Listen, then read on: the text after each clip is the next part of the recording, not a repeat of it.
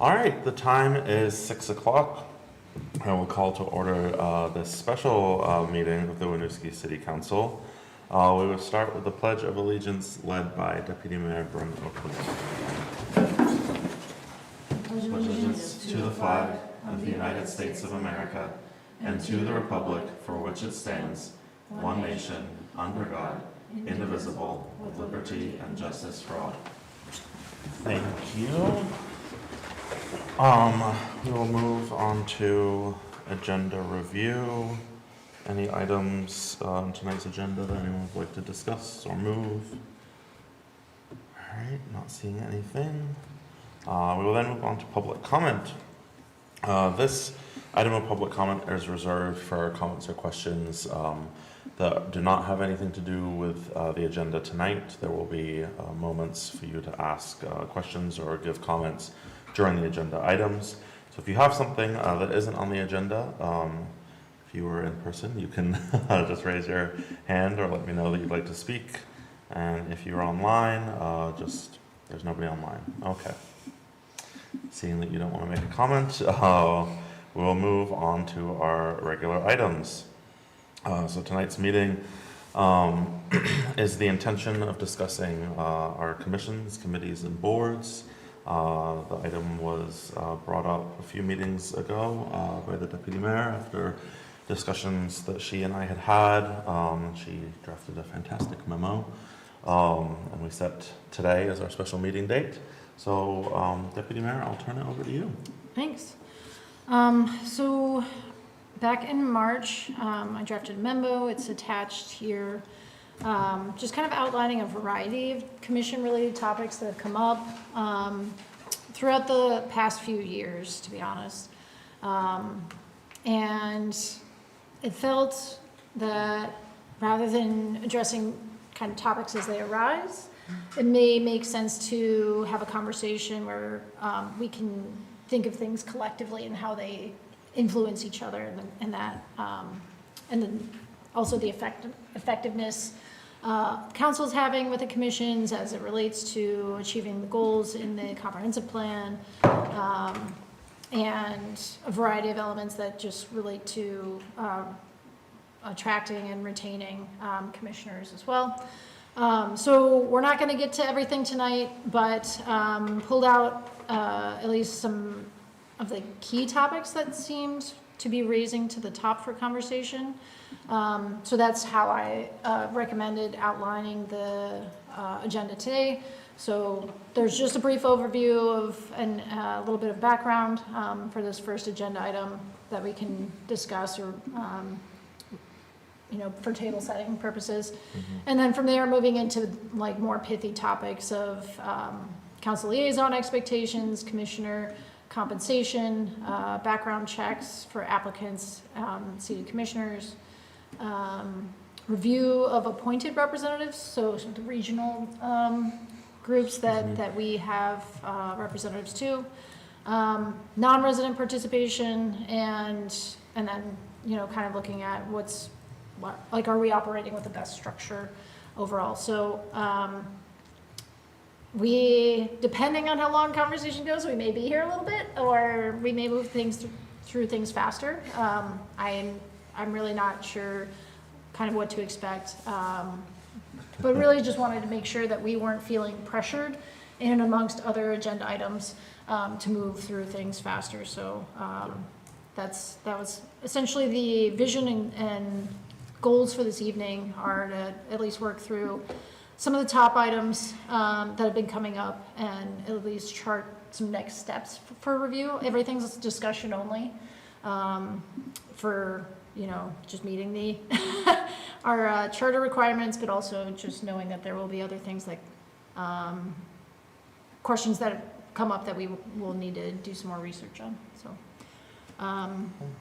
I will leave it at that for this item. Are there any questions as it relates to kind of the background of commissions, table setting, that may help inform some of the next agenda items? And I'm not expecting that we are going to have this to discuss everything we may want to discuss on commissions tonight. Yeah. we are welcome to be here till 10 if you would all like.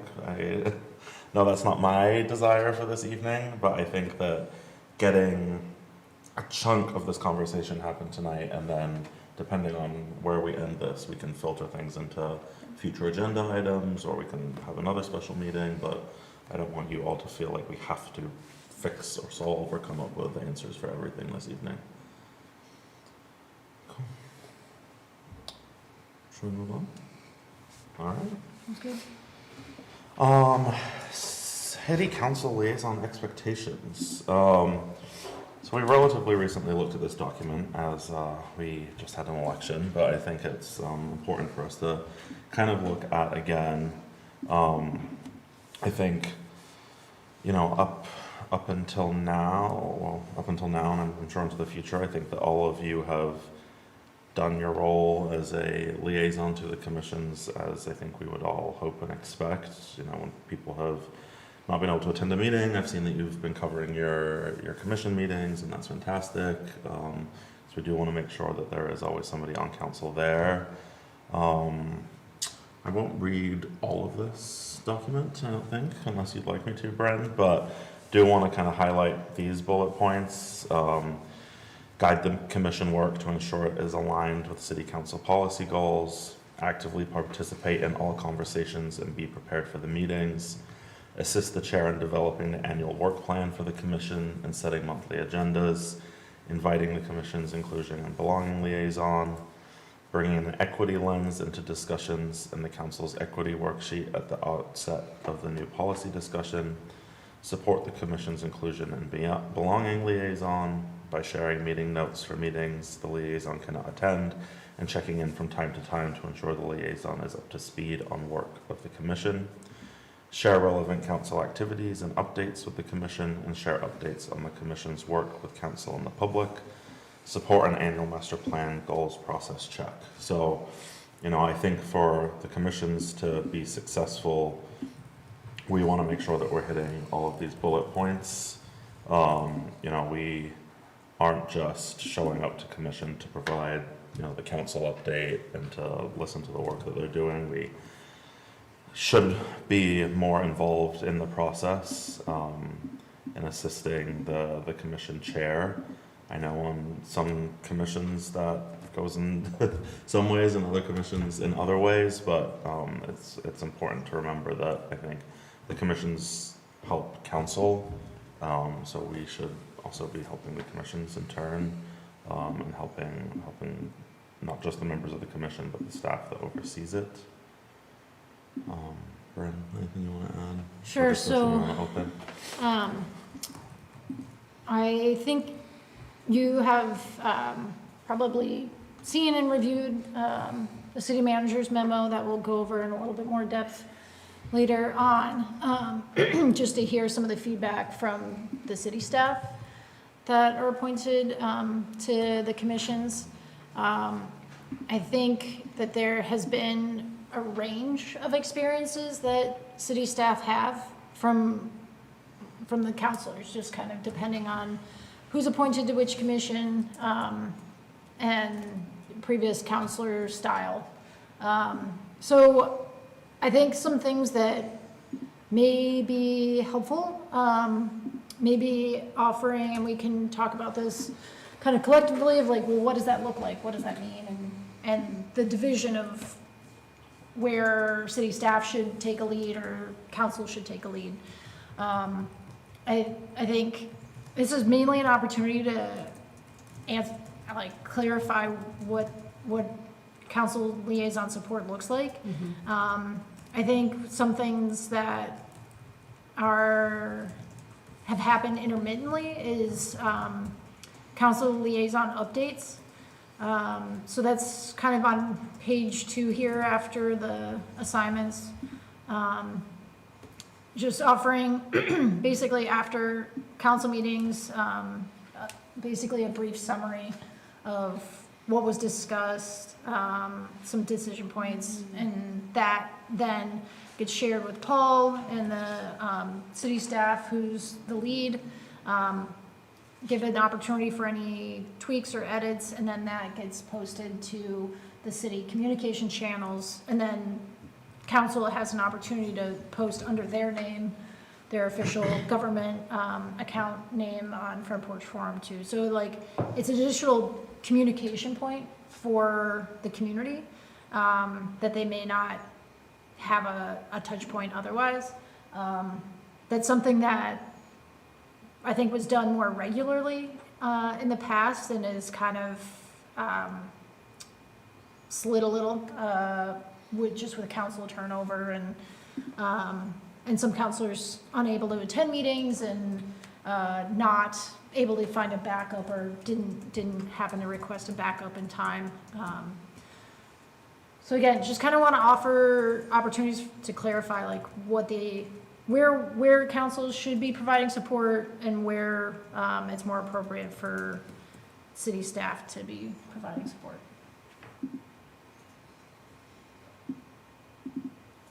Yeah, that's a good point, Bryn. I mean, I know that's something that I frequently forget to do. Yeah. Full disclosure, I did not know that this was an ask of us, and so I think to me, one of the things that I know would be helpful is I was appointed at an off cycle, and so I don't believe that there is like a Winooski City Councilor handbook or like and I'm not trying to say this to make more heavy lift for staff. I would honestly take this on. That would just be like roles and responsibilities of both city, right? There's that PowerPoint and it talks about like, you know, when you speak to the media, et cetera. And we went over it in March when the amazing Councilor Ogilvie joined. I think it would be helpful to have that readily available in case there is a council member who joins again during an off cycle. Yeah. And in that document to have there be like, if you sit as a city council liaison on a commission, et cetera, downtown Winooski Board of Directors, like city council updates, we send them to Jenny, obviously for minutes. We could be CCing Paul as well. And then also, if we wanted to send a Front Porch Forum, or update Front Porch Forum as soon as the meeting is done or right within a timely manner, I think this is a genius idea, particularly as we've seen constituents and residents say that sometimes they're not feeling as informed. This is a great route. There may be other, right, not everyone is on Front Porch Forum, there may be other ways, but I think this is, I think it's super smart. Yeah, I mean, I definitely, I've even thought that at times that we don't actually have like a solid council introduction to council anything, like booklet or anything like that. And I think has typically, like I know Christine had wanted to do something like that, and then I want to do something like that, and I feel like for a variety of reasons, like mayors have wanted to do it, and then we fall into the role and realize we don't have time to create a handbook. We actually used to have one. I inherited one, but the year that I came on, I think Christina and I discussed it, and there seemed to be agreement that it didn't need to be a book and that we could send a document with links in it. Yeah. But yeah, and I feel like that's devolved a bit and become just the packet of materials that goes with the organizational meeting. But right, and I think we did a light version of that when Al and Elsie came on. Which, like, I think the light version was great. I mean, it was more than I got when I joined, for example. So I really thought we were doing a lot when we put that email together, Elaine. So, and it's like, yeah, the information is here, right? Like in this document that I sent, like here it says, like, send these things to Paul. Did any of us, like, fully absorb that information? I know Bryn did.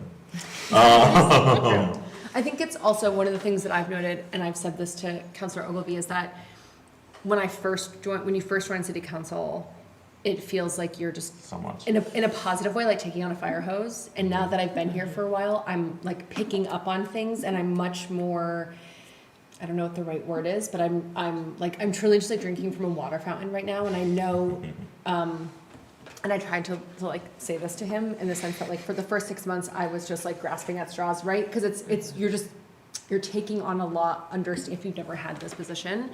And so I don't doubt that I read this. I don't doubt that I was like, I have to do this and put it on a to-do list somewhere. And then, anyway, so, but this feels like a pretty easy thing that we can do to adopt. Yeah, so thank you, Deputy Mayor.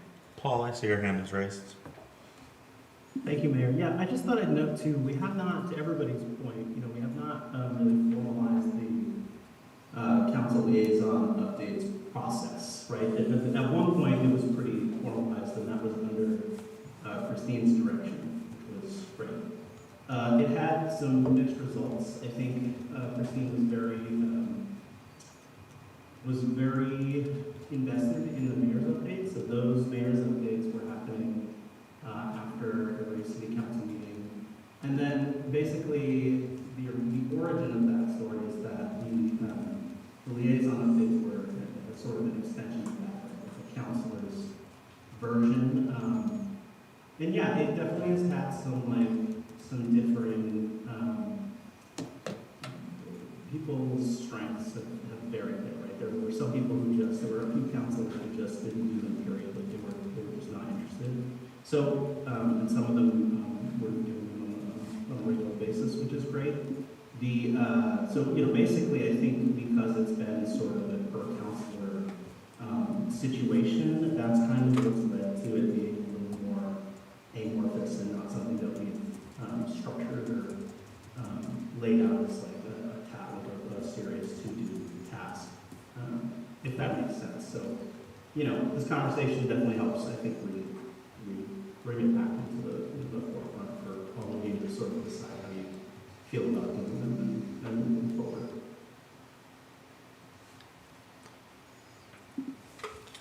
That's a good point, Paul. How does everybody, does that feel like something that everybody wants to do, can do? I wonder. I think it's fine if it's like, no, I can't take on another thing,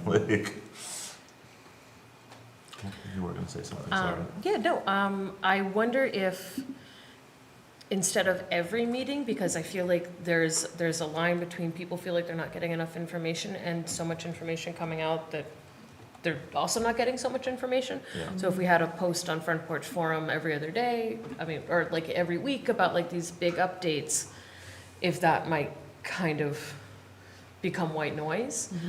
And I wonder if, I don't think there's necessarily a clear like every other month or every other meeting, but I know I've attended some meetings recently on the Finance Commission where the bulk of the topic was just discussing updating the comprehensive plan, which doesn't really translate as well to an May not be a update. full update. Yeah, it's like a 1 or 2 sentence, this is what we worked on, and I feel like that's more covered by the public warning of the item.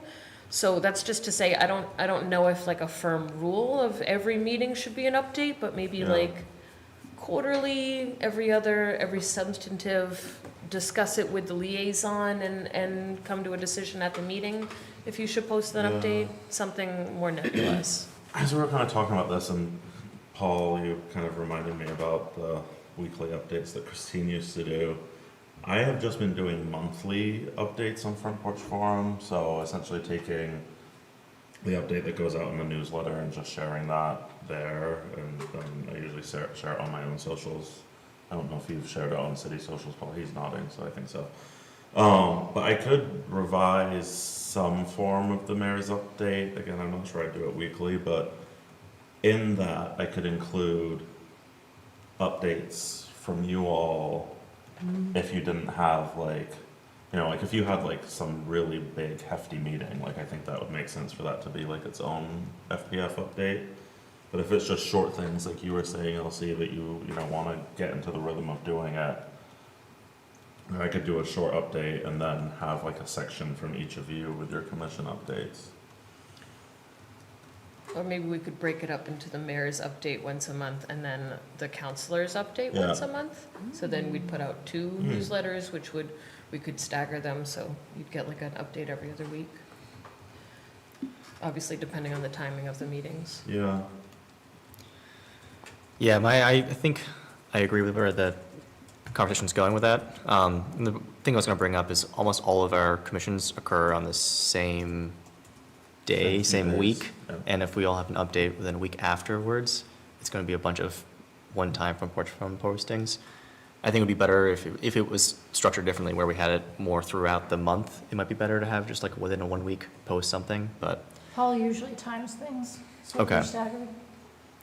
So, yeah, so I'm now learning about like how we have Well, they done it. haven't been happening. Okay. Which is part of why I We're having wanted to make conversation. sure that we had an opportunity to discuss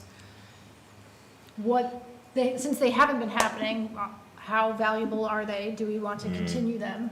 And is the format that was done before the new council make sense? Or does a new format Yeah. make more sense? So I think this is really why we're having a conversation, is that, like, what provides the most coordination and the best benefit for the community, I guess. Okay.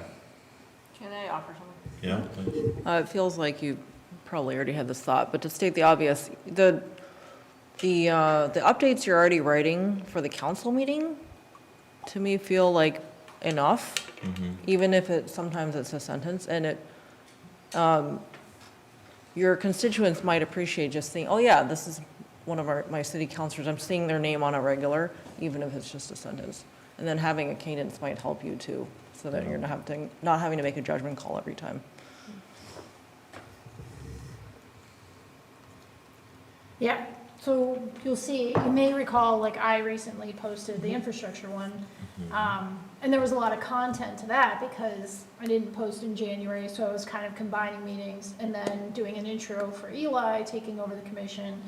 And then a lot of it, folks need to hear a message more than one time for it to set in. So is it like, hey, remember, like, Main Street starting again, go here for updates, you can Yeah. register for newsletters, because there's always going to be some person who forgot, doesn't remember, or doesn't, needs help navigating to where they can get more information again. So while some information is repetitive, and I think that's like the job of government, is to make sure that it is repetitive, so that you're always catching those few people that need the reminder or hearing it for the first time. Yeah. I appreciate your comment as well. I think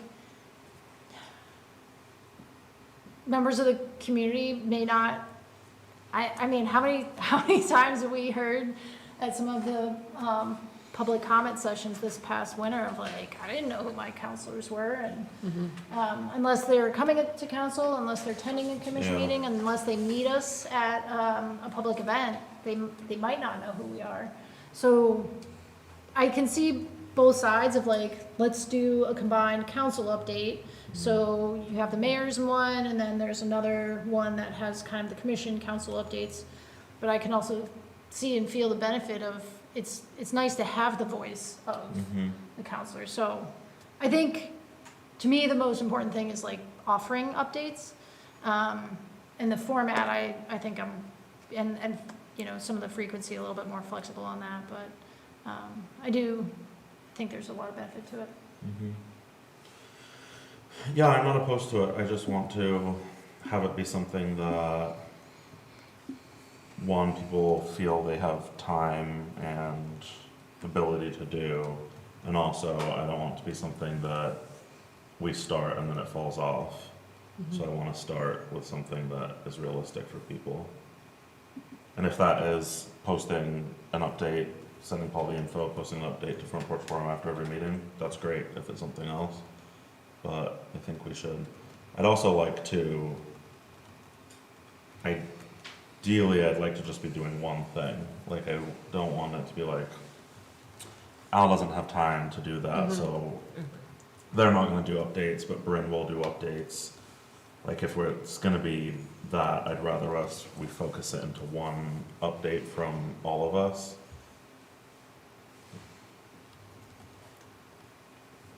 I agree that it's uniform. So, with that said, what does everybody feel like doing? Did you have something else you were going to say? No, I take your point, that having everyone's name makes sense, and even if it is just a small update, and I don't think it's that large of a lift. Okay. Eli? I'm No? different. Okay. Would this be posting after every, how often we, I like, what think is it would that? be after every commission meeting. Commission that we meeting, okay. have.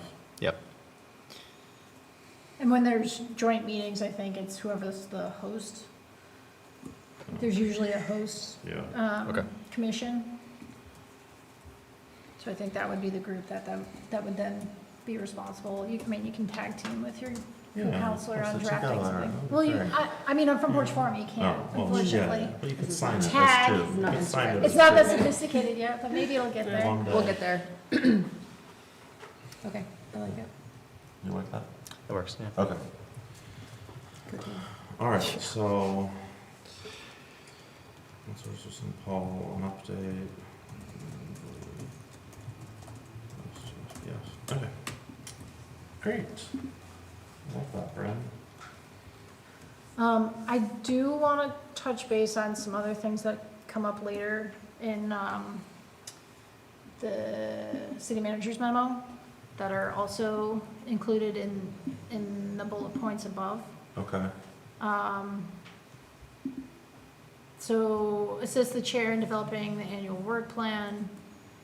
Let me put my glasses on. Equity lens to discussions, not the inclusion and belonging representatives, ambassadors don't attend every commission meeting, they attend every other meeting, so making sure, kind of connecting with them, inviting them to the meeting if they're able to make it. But there's some things that I did as, when I was on the infrastructure commission that I think helped alleviate and clarify the who's on first a little bit. And I'm still honestly I missed the Safe Healthy Connected meeting, so I haven't even met with that group yet. I've had one housing commission meeting and then it was a joint one this past week. But I think there's some things that are good practice, depending on how things evolve after tonight. If commissions move forward, I think it's helpful to have counselors check in on quorum a week before. So I'm going to share an anecdote on that. And I think it's easy for counselors to take that on and take that off of the city staff. So a few years ago, there was an infrastructure commission, and I made an aspirational invitation to some local organizations to come and present. And so we had, folks from 3 different groups presenting and showing up in person. And we didn't have a quorum. And it was almost like we had more representatives than we had commissioners. And it felt like a waste of time, and it felt like, I felt really bad trying to coordinate, folks to come and present to a fairly small group. I think the folks that were there got a lot out of it, but still, Yeah. in terms of making sure the message is received as broadly as possible. So after that, I always kind of made sure to check in a week before, starting on Monday or Tuesday, and saying let me know if you're going to be in person or online by Thursday. So we usually have infrastructure commission meetings they're Thursday after. So then that basically gives us the opportunity to say do we have an agenda? I check in with the chair and the council, the city staff assigned to the commission, and check in with the chair, propose a draft agenda based on the previous meeting, based on the work plan, where we are in the year. Also, I think, just because, I'll say with what I'm saying first before I move on to that other topic. And then once we feel like we have enough to have a meeting for agenda, then I check in and see if we have a quorum. And that way, if we don't have a quorum, then we're not scheduling a meeting, we're not even posting or announcing it. So it kind of helps city staff and all those domino effect and try to avoid that as much as possible, because we don't, you know, wanna, like, if it was just Thomas and I tonight, man, that would be a bummer. Like, oh, poor Steve, you know, we'd be outside enjoying the weather. So it just, I try to front load that as much as I can, and, I do envision that as like one of the things that at least is within the bounds, at least how I interpret these bullet points of how council can be helpful. But again, like, Thomas has already mentioned, like, I don't know what's, like, that was something that I felt was within the bounds of the liaison purview, but, you know, is that reasonable? Is that an expectation that is that everybody else feels is reasonable? So I don't think it's unreasonable. You know, I think my bigger, and one of the reasons we're having this Yes, conversation yeah. is just the overarching feelings I have due to seeing what just happens in reality on the ground of the commissions. I find that no matter how engaged the councillor may be, if you have a commission that isn't very engaged, like I've been on a few commissions now, and the staff has always done a quorum check, and we don't always get a quorum, no matter how many times they've asked or said, we're not gonna have a quorum at this meeting, I guess we'll have the meeting anyway, or I guess we'll cancel the meeting. So, you know, this ties back to me, kind of like the overall bigger discussion about the commissions is, you know, like, do we have people on there who are actually passionate about being on the commission? And have we set it up so that it can be that way? You know, I think I think infrastructure, you have such a passion for it, Brent, so I think that helped. But also I think maybe, you know, the topics were very interesting, and it was maybe easier to get people to show up. So I'm not opposed to having councilors check on quorum if they all think that they can, and I don't necessarily feel strongly about like everybody has to do that or it shouldn't be done or vice versa, but I do want to kind of preface it by, even if y'all start checking on quorum, I don't know that it's going to mean you're going to get a quorum. Yeah. I hear that. I think, I also say this acknowledging that I have not been on city council that long, but I think it can start to set a precedent. And I think sometimes, like I've seen, how is this? I think it can also maybe help folks to, like I know with inclusion and belonging, like we set our dates obviously for the entire year, and they do this for every commission, but I think maybe just like a friendly reminder, maybe we do this with all of our commissions, is to say like, we're on the third Wednesday, or for airport commission, we're on the first Wednesday of every single month. And so I would maybe just like send a gentle reminder or nudge to commission members to say like, friendly reminder, if you haven't put this hold in your calendar, right? Like it might be, because I know I don't want to speak for the table, but I think many of us probably live our lives by color-coded calendars. And so, you know, maybe it's just like that friendly reminder and saying that, you know, not everyone has such a busy schedule. We totally understand it. Being mindful of quorum, being mindful of, you know, because I think for me, it's one of those things that I have been in commission meetings where they're, you know, we don't know, we're like texting people being like, are you showing up, right? And that can be really frustrating. Yes. And, right, or it's like, I'm not getting an agenda until like 30 minutes before the start of the meeting, and that is really hard because like you can't prepare, and so I think it's just the idea that understanding that like being a part of a commission is also like it is serious. We want to be mindful of people's times and respectful of people's time. So I'd also like to, you know, like when I was I don't know how Ray sent these invites, but I can't get them off my calendar. So I still have the Safe Healthy Connected People invites. I have, and they still pop up.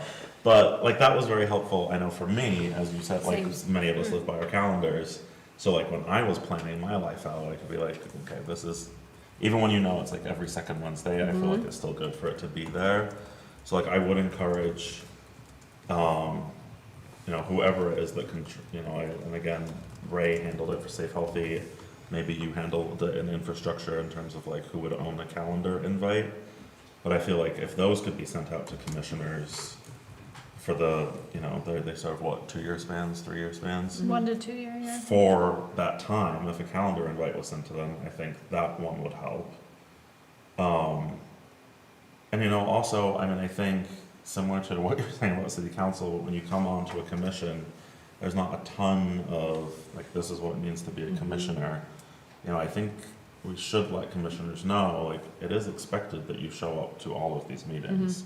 Like, this isn't, you weren't appointed for, if I can or want to experience. You're supposed to show up. If you're not gonna show up, you should communicate with council and the staff liaison, the council liaison and staff liaison, that you're not gonna be at that meeting. Like, Yep. so I'm not saying you're wrong, Brent, I'm just saying, like, there's also like a lot of, you signed up for this. Yeah. You in theory wanna do it, like, show us that that's your plan, and if not, like, you can say this isn't for me, find another commissioner. Yeah, and I think it bleeds, like, there's so much intertwined in this conversation that then it bleeds into, previous councils have, like, dismissed folks from commissions for lack of attendance. So does it make sense to start kind of taking more, like, better note of who is present? And like, okay, within the 6-month time, if you've missed 3 meetings, then maybe this isn't the best fit for you. So, like, we have dismissed folks because of inability to attend meetings before. So I just think that there are a number of different touch points of, like, how can we make commissions function better? Yeah. And I think one of them is, if we can do a little bit more to try to guarantee a quorum. Yes, even with infrastructure, we would have folks that cancel day of. But, like, making sure the alternates know that they're welcome and should attend. And so that it's not like, oh, if you need me, but it's like, no, like, we want you to be there. Yeah. And that also helps buffer if something comes up, because we all have lives and issues come up last minute all the time. But it's just an effort of, like, if it's one more thing that council can do to help commissions be successful, is to look into and secure a quorum the week before. It may go a long way. It may not be entirely successful, but it might be worth just trying. No, and I'm not against the email going out. I just want to preface, like, I think there's many other things about quorum that isn't just Agreed. somebody trying to remind folks to be there. Yeah, I agreed. Do folks feel good about Yes. sending out a quorum email? Yep. I really do think calendar invites is an important part of this. I encourage all of us to check in with your staff liaison to the commission and see if they would like to be the person who sends that, or if they would like you to do it. But I'd recommend that it goes out for every meeting for a year.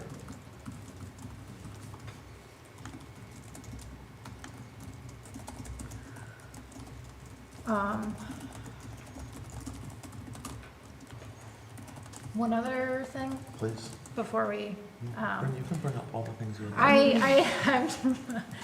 I think one other element to me that integrates into the bullet points is supporting the agenda development. So I think it ties back to the work plan. It's collaborative with the city staff and with the chair. I would say, like you just mentioned, not getting an agenda until it's late in the game. So even if you have an agenda and links affiliated, before, and that's ready and been shared with Paul, and, like, by all means, there's nothing stopping council from sharing that before it gets posted, publicly, so folks, the commissioners have a little bit more time. So if you have that by Friday and the commission isn't meeting until Thursday, you can share it Friday. you know? So it just, especially if there's like planning documents or scoping documents that are like 100 pages in length or like really technical in detail where it helps to have a little bit more time than not to review. So that's my only other thing is like, I think I want to remove any, or at least discuss how much council engagement there can be with helping to set agendas. I have one question. Yeah. Downtown Winooski board meetings are not open to the public, are they?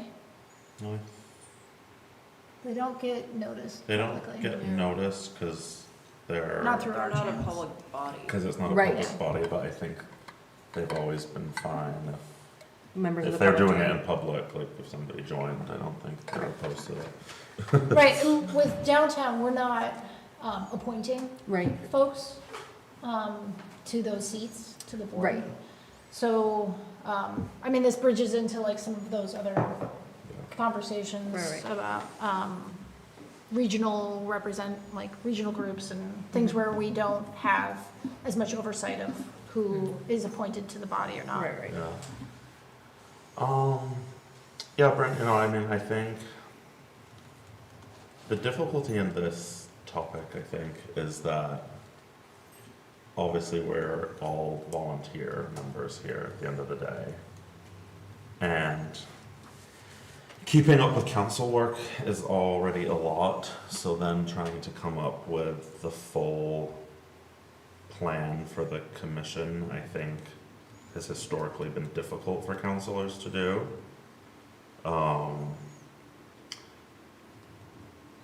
I think that I'm assuming for a lot of commissions it mostly falls to the staff member actually who ends up doing all of that work. And this, it brings up the chair should really be actively engaging in that work and in building that.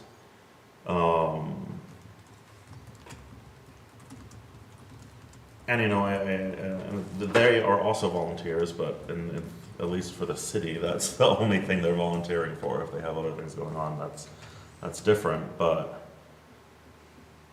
again, I don't want council members creating that for the commission. I can definitely assist, help in conversations, but I really think that the chair needs to be somebody who is driving what the commission is doing.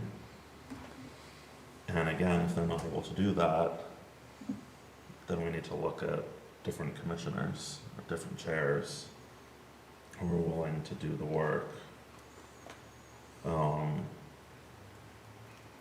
Can I chime in? So one of the things I'm kind of realizing as I'm starting this, being a commission city council liaison, is the setting of agendas is very much of, I don't really know how to set it up because unfortunately I mostly have to depend on city staff to tell me, oh, what is something that the city is doing, because I don't always know if, what DPW is focusing on for the next month.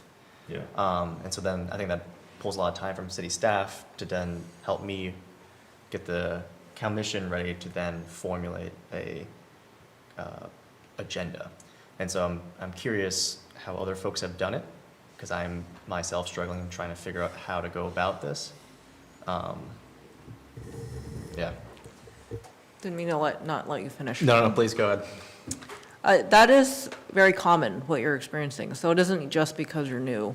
Yep. And that isn't what the commissions were originally designed for. They're supposed to be policy advisory to council.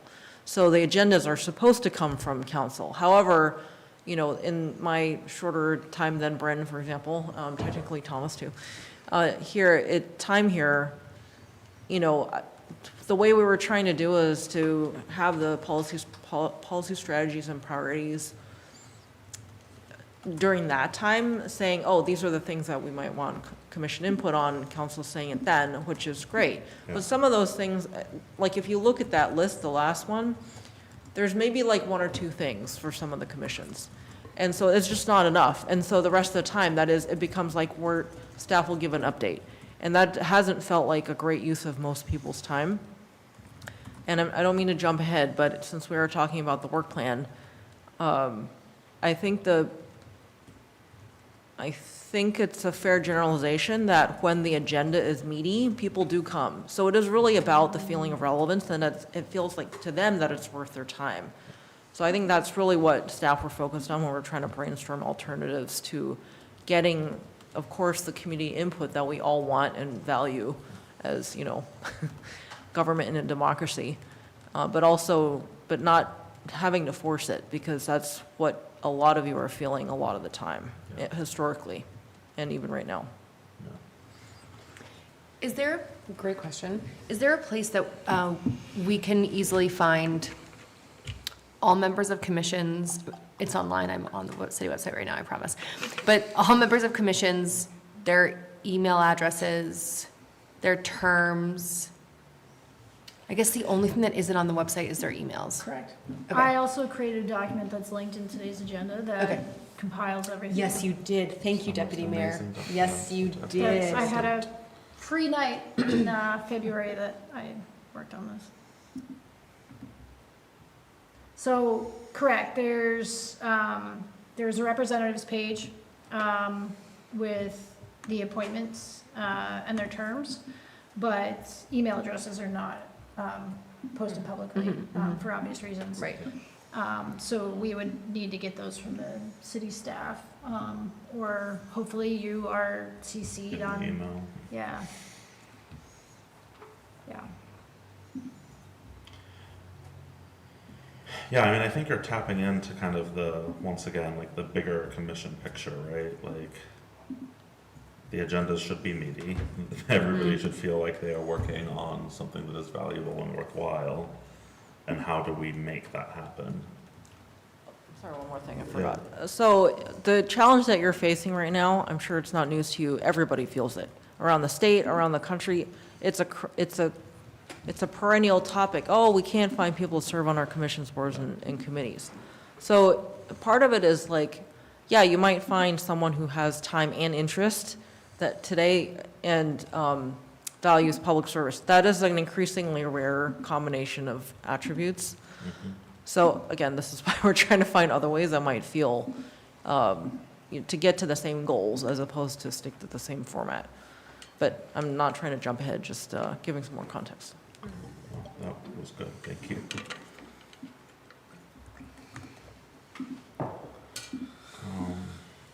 So my reason for bringing up the agendas is because that was highlighted by staff as being something that they're frustrated by. Yeah. I have taken a collaborative approach Yep. in infrastructure with the chair and the city staff as a way to help alleviate some of the mental load of coming up with agenda items. Again, just looking at what the work plan was and where we are in the calendar year, Yeah. coming up to budget season, feedback opportunities, projects working, et cetera. Brent, how much of the agenda do you feel like you crafted by yourself? I would say it was all collaborative, so I would say I didn't craft any of it by myself. That's really good. I'm glad you said that, because I was going to suggest, to bridge that gap between staff feeling like they're doing it all and not wanting to assign too much to council would be to bring in the chair and have that pre-meeting agenda discussion take place between those three. And that could be a way to generate future topics of there are two things we want to talk about. Could we punt that one to June? That is what we try to do every time, Yeah. every month with every Yeah. commission. And a lot of times it does not happen at all that way. Bryn's been the exception, I think. I'll also say. And it that isn't the counselor, a lot of times it's the chair. The chair, yeah. Yeah, and they're being paid even less than you. They're being paid nothing, and you're not being paid enough, but it's better than nothing. Yeah. Yeah, I would say the challenge has been a strong chair that feels like they have, I think with monthly meetings, or maybe every other monthly meetings, depending on frequency, like they're, I think some chairs don't feel like they have the confidence or understanding of their role to actually craft the agenda themselves. Yeah, I mean, I've seen many a chair election where the chair was just the last person to volunteer, so I by no means think that the chairs also are in this role because they are, you know, agenda creation experts. Thomas, another point, if I could. So I did attend an ICMA conference where there was a full panel that talked about citizen academies, which, you know, we wouldn't use that word here necessarily, but the idea being like, yes, most people don't necessarily know what it's like to serve on a public body and don't understand enough about what the city government's doing to feel like they can do that. And one of the benefits of doing a, you know, like a city academy is that they tend to get commission volunteers out of that, because then people are like, oh, I'm interested, or I know more now. So that is something that's been on my agenda to explore with staff, because I felt like those models were doable. That was not the 25 conference, that was the 2024 conference, so I haven't gotten to it yet. But yeah, it is part of that bandwidth challenge, both for the public and for staff and for council. I think also for me, when I first moved here, I did not know anything about city council, commissions, and I came from New York City. I mean, I was born and raised in Vermont, but where, you know, there's a lot to sort of like get involved with. And so I think also the question, and this is more rhetorical and I'm not seeking an answer in this moment, but of like what, right, I'm thinking of Green Up Day on Saturday, where I would assume many of us on city council and maybe some city staffers will be there. I'm elated for Green Up Day. And so if you meet someone, a resident, a neighbor, a community member who just seems like really jazzed to be engaged in Winooski, it feels like a perfect opportunity in the ladder of engagement to say, have you ever thought about serving on a commission? Have you ever, you know, right, to sort of, because I think the more that we talk about it, obviously, the more that people will know, I had no idea that was an option, or I only know about the DRB. I'd be really interested in, you know. So that's just something that I want to put out into the world. I know I probably need to be a better ambassador regarding commissions and talking about them more. So it's something that I promised to do on Green Up Day. Thank you, Al. You're welcome, Mr. Mayor. Yeah, I mean, and I think, you know, that collaborative approach, I think, is honestly, you know, probably the best way to get to an agenda. I completely recognize and have seen what you said, Elaine. Like, I've seen staff email and then either nothing come back or just yeah, that looks good. And then I also don't want to put something else on staff where we're saying, all right, we need to have a collaborative agenda building session. So I don't know how you, and maybe you can share how you did it, Bren, but like, so I'm assuming staff has got to schedule some time to set for that. You've got to find time with the chair and you have to find time. We've done it by email, so it hasn't been a meeting. Okay. It's just been an email discussion. Yeah, I mean, that would be great. I can think of some commissions that would definitely probably need, at least the first time, Yeah. a meeting to get that going. Yeah, you I just think asked the- about my experience. No, I was just trying, I'm just trying to like, Yeah, as we're thinking of proposing things we think we should do, Sure. I want to think about all like of what's the. feasible and what the barriers I mean, because I would think be. that's, you know, ultimately, Yeah, and, you know, you and I came to this realization once upon a time where we're like, we have had very different commission experiences. And, you know, that's as a result of many different things, but it's like we were both seeing commissions in a very different way because of that. sure. Yeah, I mean, Eli, I appreciate your point. If you're like, well, how do I even build an agenda? How do I get the information from staff? You know, I've always, you know, there's been some things that we've talked about at this table that we've then said, all right, this has got to go to a commission, which I think is fantastic when we do that. But that can't be the only way that commissions get their work, because we don't do it all the time. And also, you know, I somewhat, I think my ideal idea of the commissions is they are also, which can be difficult, so, well, two parts here. They are thinking of what they hear and see in the city, and they're talking about it at their commission, and then they are, you know, presenting it to council or to the liaison who is sharing that, you know, at the same time. If it's something we're not interested in, it can feel a little demoralizing if they spend all this time talking about X, and then we say, that's so great, thank you, we're not gonna do that. Which, you know, that is also, you know, elected government, sometimes that happens, but, if it happens too often, I could see how that could bring morale down on a commission. But it would also give them things to do. And there would be occasions where it would be something that we haven't thought of, and we do really like the idea. Which is why, you know, I kind of fall back to I really think the chair, more so than the council member, should be driving the agenda.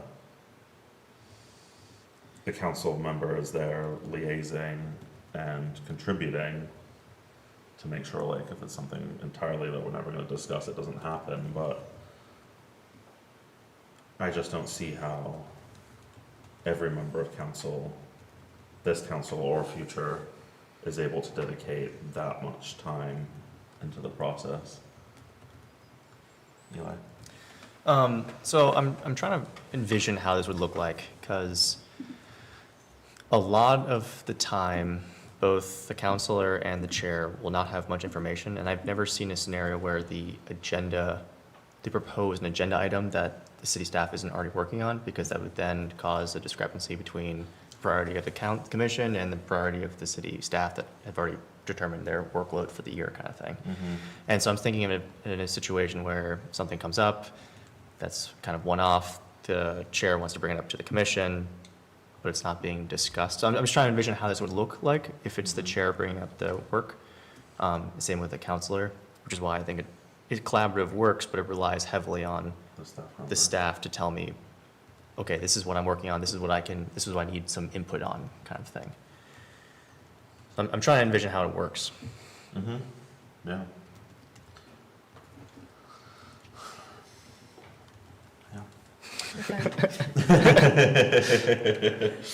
It's a good question, Eli. I don't think we quite know.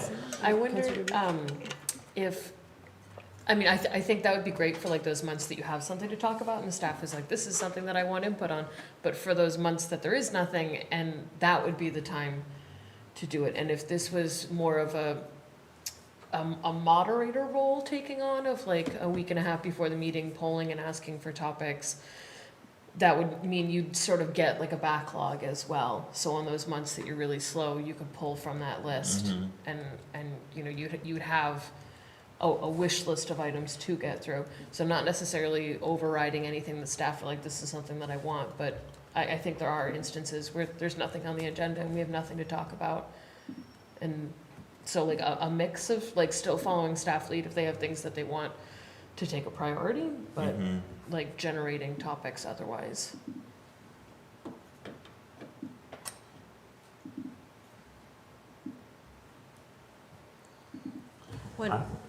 Sorry, may I? No, go ahead. I'm not saying this happens every time, but it has happened that then it is creating that frustration among the commissioners, because it's something that what they're asking for requires staff time, and it's not been resourced. So then, where does that conversation go, and where does that leave the commissioner that wanted to talk about it? Yeah.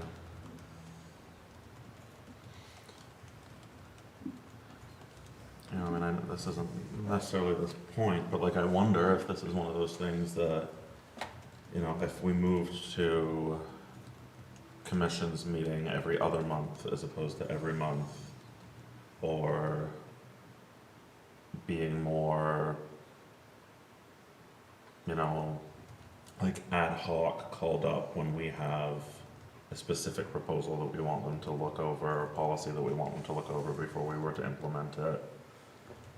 if that would help make the agendas more robust and give people the feeling like they, if you're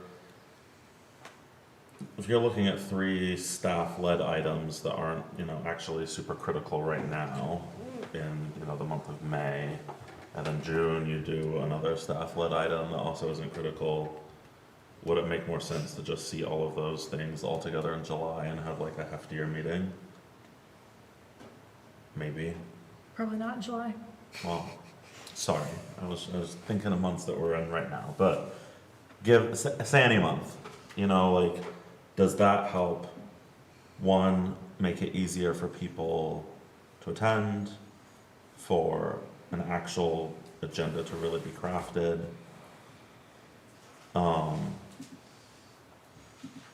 And maybe it's even that, I'm on other boards where, 1 month the executive board meets, so I'm thinking like chair, council, or staff, you create the agenda, the next month is the meeting.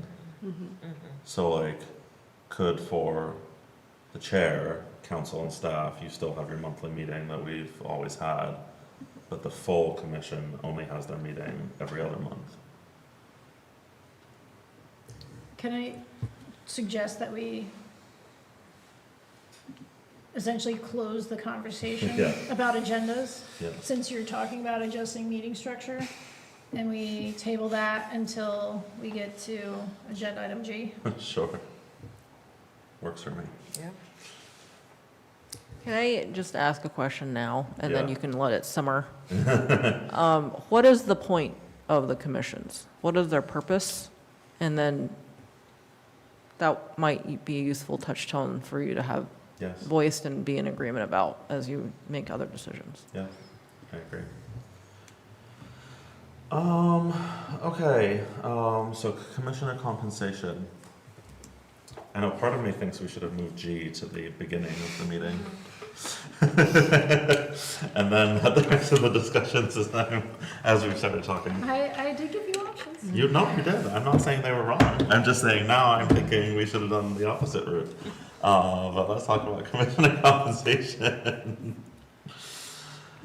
So, would you mind giving a little bit of an intro on stipends and the funding source for that? I know we've got the memo in front of us, but just for Sure. the record. Yeah, of course, no problem. Yeah, so as far as I know, the first commission that's ever received a stipend is the Inclusion and Belonging Commission. The equity director, when she was brought on, that was an idea that came out of the 2019 Equity Summit that the community held, that the city had held in collaboration with school students. And it was pretty good representation that came out to that. So that was one of the, I know there was a handful of ideas. Actually, Ray was there, I wasn't, so you might want to chime in here. But one of the ideas that came out, and so when the equity director was hired, they she created that, or developed that structure, and it was approved by council. So we applied to the Vermont Community Foundation for a grant. That grant program is concluded at VCF. And we've just run out of funds this year, as we knew we would at the beginning, as we were budgeting for this year. So they receive $50 per meeting, their own meeting, and then also any of the ones that they do are on the ambassadorship for. Early on, they also had a discussion about whether they should be compensated for other meetings that they're attending as an Inclusion and Belonging Commissioner. And they thought they should, and I told them, just, by the way, there's a limited pool of money, so you're just spending it down sooner if you say yes to that. But they agreed as a body it made sense, which, I understand too. And council agreed to that, so that's reviewed in the memo that I sent. I think at some point, I don't know if it was always called this by Yasmin, the former equity director, she might have referred to it as a pilot. I know that I also called it that at some point. With the idea that, like, why just this commission? Why not all of them? If the point is to broaden the types of people that feel like they can attend, that they're resourced to attend. or valued to attend. Yeah, and I think it's made the long list for budget time, but I've never actually proposed it because it can be quite a jump because I don't think we would want to restrict who gets it necessarily. So it could be quite a jump to go from one commission to all of the commissions.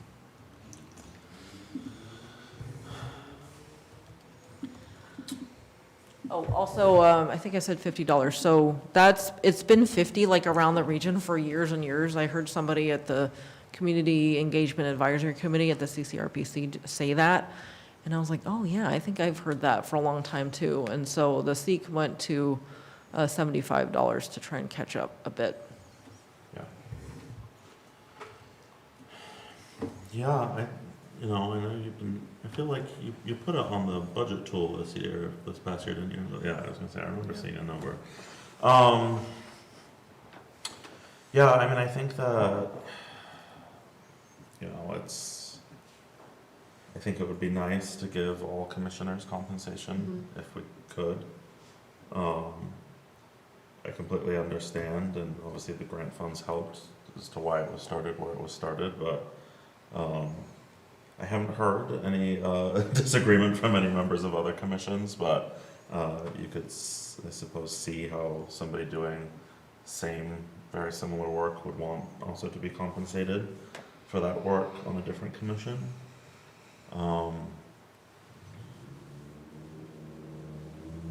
If we changed how often they meet, it would be less money. But I mean, I've been in support of paying commissioners.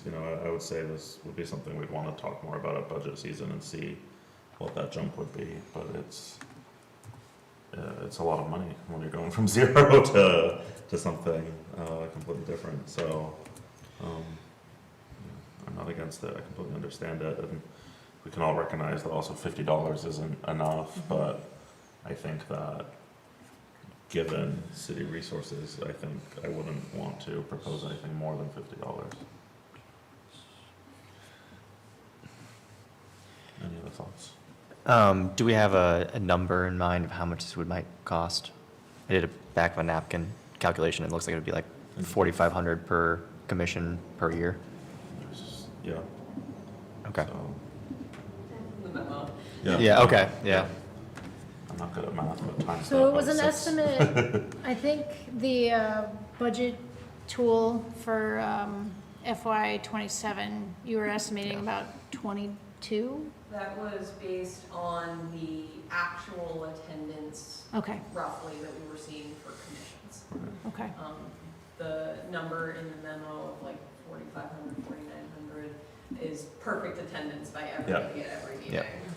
Which is what I think we'd want to budget for, and take savings if we have them, but also we would hope that if we are paying, people would break down some barriers for people to show up to more meetings. So one thing I wanted to raise, so we have some cost estimates that Angela offered, and council had to consider this past budget cycle. I did suggest some additional non-monetary benefits, that there could be, indirect benefits rather than cash. So there would still be some cost considerations, but that might be able to be absorbed in a different way.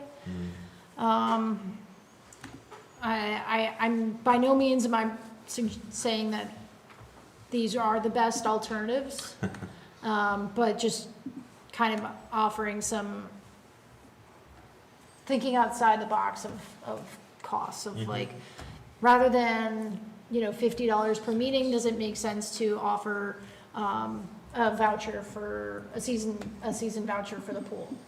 Or does it make sense to encourage some attendance or some of the use of our facilities and services that we have, encourage folks to utilize a gift card at the farmer's market, or you know, to visit some of our businesses. So just, again, kind of thinking outside the box of, rather than $50 per meeting across the board, if there were, you know, subsidized bus pass, you know, just, again, thinking of some alternatives that could be as valuable or more valuable in some ways.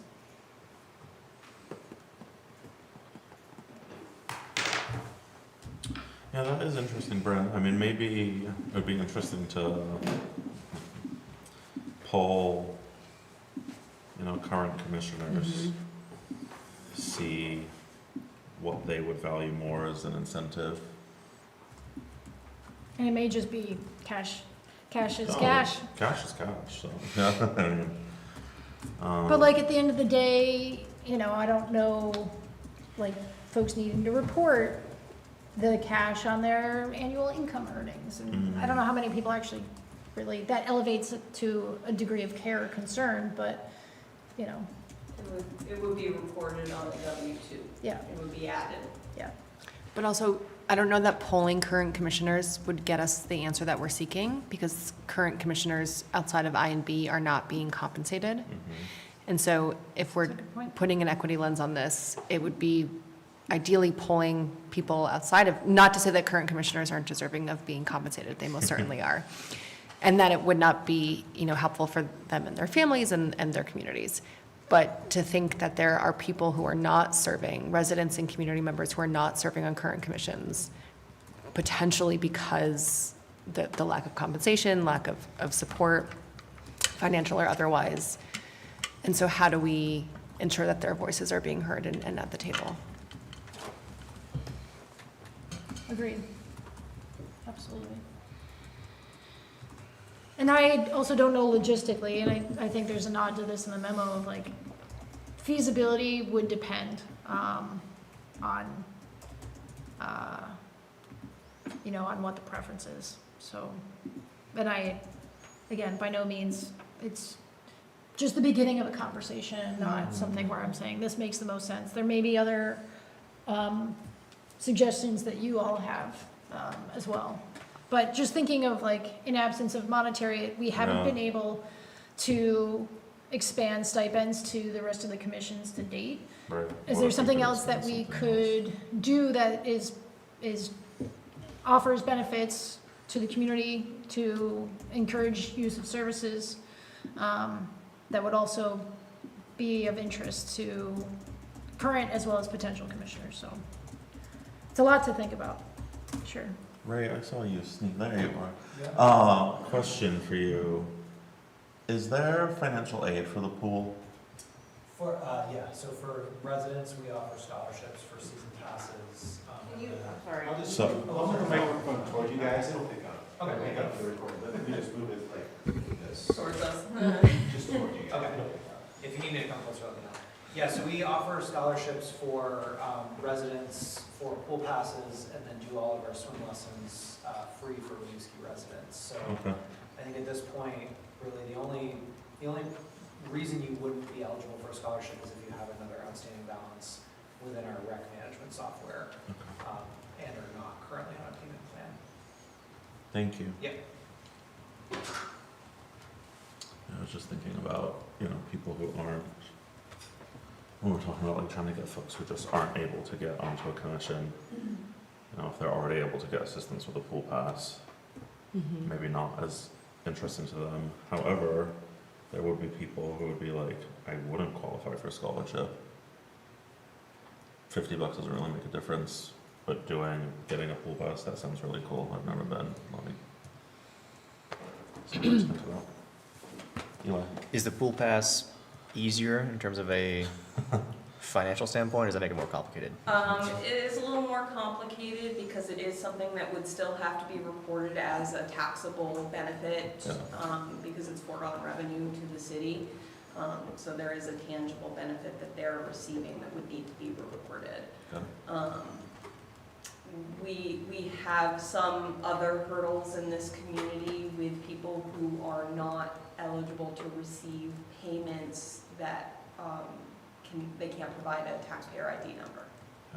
So, if we start compensating, we need to be very careful about that, because they would now, have to forego compensation or risk other things. Yeah, okay, that's a good point. What should you think about? Any other thoughts?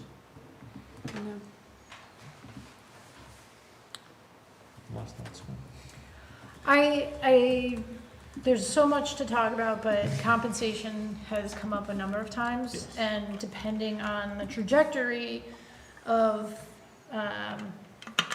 topic G, we may end up wanting to just revisit this a little bit more. Yeah, no, I think we certainly will. Anyway. Would compensation also include people who are a liaison for other organizations? We could discuss it. I would, Sometimes those other organizations provide compensation. So Okay. the airport does, the bridge committee does, I think CSWD doesn't advertise it, but I think they do, oh, actually. wow. Should have got me one of those commissions. I mean, I think, yeah, I mean, like, if it's bar any of those that provide funds, I think if we're going to talk about giving money to people who do work on behalf of council in some form, we would want to include those people as well.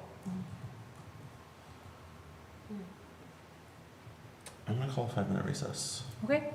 We're gonna come back at 7:21.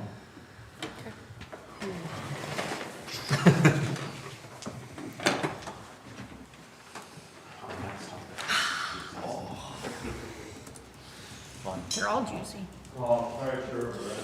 Yeah, we should have moved G up. Should have what? Should have moved G up. Oh. Y'all had a chance. How are you? Good, how are you? Doing well. So I returned. What? You said I'm the office. Oh, no, I've been checking my text because Liz is buying a truck right now, and I've been waiting for her, but finally, literally, she just texted me and she said, we're buying a truck, it's gonna be black. If it was anything other than silver or black, I'd be like, I've just been like, waiting, I've just been waiting forever. She went with her dad this weekend. Toyota, taco? Yeah, nice. Did you get donuts? No, but I can't remember why. Too hot? Maybe. Oh, we got like, sorry, I'm so hungry right now. We got, cinnamon, like frozen cinnamon rolls from City Market from your house. Yep. So, those. And then we did dinner at Waterworks on Friday. Yeah. And then we did dinner at Pile Ridge on Saturday. Nice. And then, our new garden beds. But I've been like checking my text from her. And I was just like waiting to see if she said anything. And then finally. Did you get the Valley Pack from Costco? My what? Valley Pack from Costco? I just like was so off in my I schedule. don't think anybody's watching right now, but I just want to, you guys, if the mics are live, the live stream breaks. I agree. Just so you, okay, just so you know. Okay, so my wife and I just bought a bike, or a truck. I almost rode your bike tonight, but I couldn't find my helmet, and I was like, I'm not. You might want to Oh yeah. make sure everything's ready to go. Liz did it for me. Okay, good. My first job ever was in helmet advocacy. Of course it was.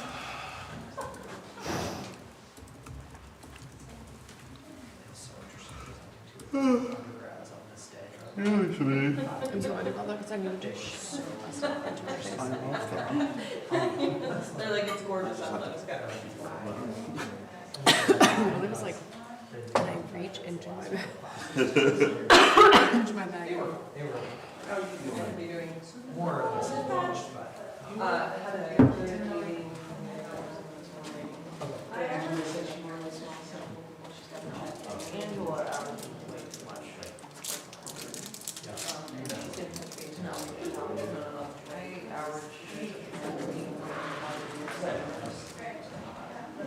They're the hardest 42. But is, No, I understand. I but understand. I know it what you're doesn't saying. fit like the number. Yeah, I think I told you. So we may, yeah, waive some of those, yeah, as a minimum.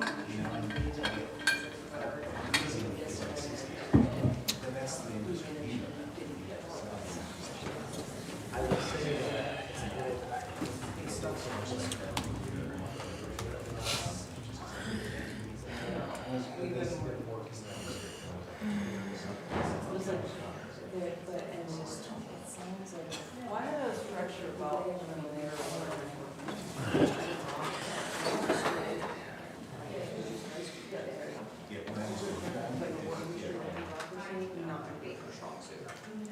and so. I just was like eating these like fruit bars and Brent was like, should I get a value pack at Costco? And I said, I absolutely did. Deputy Mayor, can you rejoin the Did you say table? 21? I did. I just want to make sure you get here on Thank you, time. city manager. Yes, but I want to make sure you're seated, you're ready. I'm always ready. Well, She's always seated. Born ready. I don't like to assume. Well, to be fair, it's exactly 7:21. Yeah. See, my timing was right. The time is 7:21. We are back from our brief break. We will now move on to item D, background checks for applicants and seated commissioners. We're muted apparently. Oh. Never mind. I didn't mute that, and our format is that we don't mute anything, so that'll be. I didn't hear what you said, Paul, but I think you're saying something about us being muted, maybe? That was it, thank you. All right, I just said the time is 7:21 and we have returned from our brief break. We'll move on to the next topic, background checks for applicants and seated commissioners. This is something that we had talked about already once and we weren't. Previous commission, previous council. Previous council. Elaine, do you want to give a little background? Sure, on background checks. So we had somebody apply who, and staff, I've never specified that this is something we should do. The staff liaison was proactive and did a Google search and found something a little of concern. And came to me and was like, what's the process? And I was like, we don't have one. So we recommended against appointing that person because we thought it would be a distraction because it wasn't necessarily directly conflicting, but that's really what prompted us to talk about it. In my almost 10 years in local government, like that's the first and only time we've ever come across something like that. So, and when I asked the few outlets that I could efficiently ask about that, nobody else does background checks either. But our concern, the two examples that were the most obvious to us, which could happen, is say somebody was convicted recently of sexual assault or violent assault. And I say recent because of course people can reform and, But if it was recent, and we do have some of the staff liaisons are staffing the commission alone in this building, on this floor, in the evening. So that just seemed like we were introducing a potentially unsafe situation for a staff member, and of course, any other commissioner who happened to be there. But some of our commissioners only attend virtually, and so like the most obvious vulnerability would be to the staff liaison. The other situation is we do encourage and have had youth members, and so if somebody was convicted of a crime against a child, that just seems like something we would not want to introduce the opportunity to repeat on our watch. So that's what prompted staff to recommend a policy.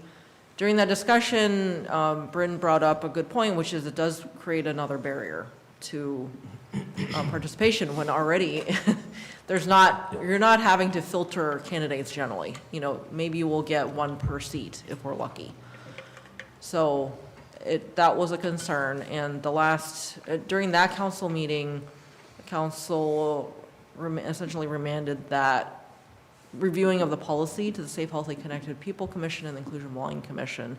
To be fair, I lost track of that a bit. So initially there was a work plan conflict, but then it could have been picked up somewhat recently, but we just lost track of it. So it has not been addressed by the other commissions yet to review. Okay. Thank you for that. Yeah, when Elaine and I first discussed this, you know, I felt like I was in support, you know, after hearing the reasons that Elaine just shared with us. So I was in support of that coming to council, and we discussed it. There, you know, were some concerns, and that's why we sent it to the commission. You know, I'm looking at the one line here that I was worried about was the convictions involving crimes of moral turpitude. Just realizing how up to interpretation that can be. So that's why we wanted the commissions to look at this. As you know, as far as I'm concerned, I'd like for that to continue unless everybody else doesn't. But I understand that there are, you know, the other municipalities don't do this. I don't necessarily think that's a reason to say that we shouldn't do it. You know, I know that, you know, for example, you know, Burlington has commissions. Each commission has multiple staff members. They happen, many of them actually happen during the workday, so there's many people mulling about City Hall, so there's not the same concern that Elaine just raised of, you know, an evening meeting with the staff member sitting here alone. And again, the way that we lined this out, and we want the commissions to look over, is, you know, just because you have committed an offense doesn't mean that you can't serve on a commission. So we wanted to outline things that would 100% be disqualifying, which you see in section 6. If something fell outside of that, it doesn't mean that you couldn't serve on the commission at all. And I think, Elaine, you had said that even, you know, in the memo to council, you wouldn't necessarily even list, you know, everything that was found in the background check. You would just let us know if it was something disqualifying or if it was something that wasn't disqualifying, or something along those lines.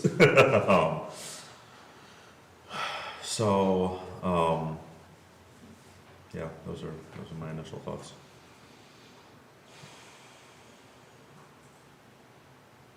And also, Deputy Mayor, I think, you know, one of the concerns with it is that it could create barriers, but I think that because we wouldn't be turning away every type of conviction, you know, somebody may not want to submit to a background check, but ultimately I don't think that should be a reason that we should be worried about somebody not serving on a commission. I think if any background check turned up anything and we weren't considering them, I think that definitely would be a barrier to equality, but because we're not considering that, I'm not as worried about that aspect. And the applicant would be the person to cover the cost of the background check? No, I I would not expect that, yeah. But it would, council, or we would have to agree on the city paying, but that's not what I would propose. Okay. So, I have a lot of feelings. Oh, about this. actually, it would be free, because I'm just remembering, the version that we propose is the Vermont state level one, which doesn't Not cost federal. anything. Go ahead, Deputy Mayor.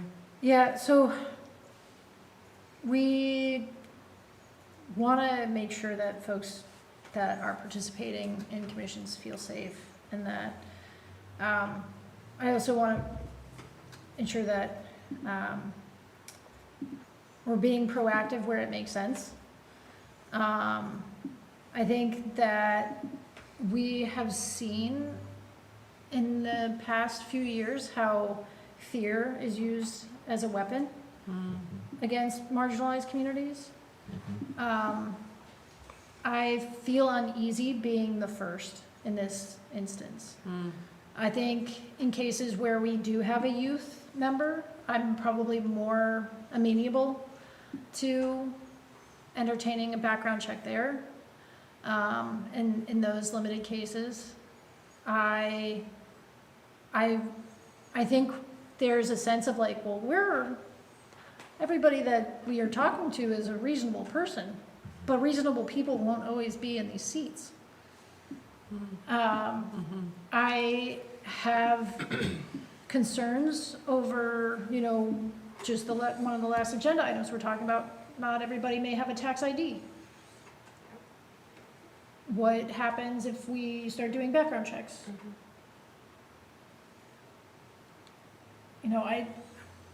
I don't have, there's no way for me to anticipate all scenarios. I want to, from my position, I would want to encourage that Safe, Healthy, Connected look at it, IMB still look at it as proposed.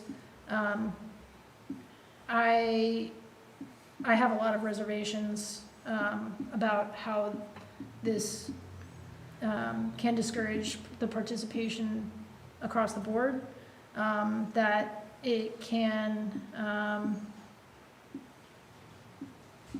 just also give a false sense of security. Can I say something? Go ahead. I'm going to say something that's a little bit personal, but also as public record, which is that I am a kidnapping and sexual assault survivor.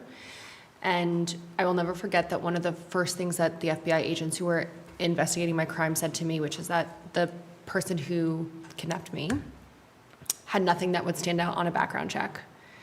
And that when they did a background check on him, they said there was nothing that would stand out.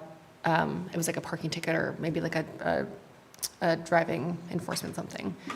And so I share this to say that I really appreciate what Deputy Mayor Oakleaf is saying here regarding like the weaponization of fear. I also have spent and like dedicated the majority of the past 8 years of my life to ensuring that this world is made safer, particularly for victims and survivors like myself and for so many other people in this world. And so I understand, I believe I understand like where this is coming from, and also like I value Winooski City staff so deeply, and I value the commissioners of Winooski so deeply. And so if there are folks who are indicating that this would make them feel safer, I 1,000,000% want to be a part of that conversation, and I'm grateful to be doing that. I also want to acknowledge that sometimes we can move through this world with an assumption of safety, right? Thinking that like this thing I believe this thing makes me feel safer. I do that oftentimes, and I think we all do that.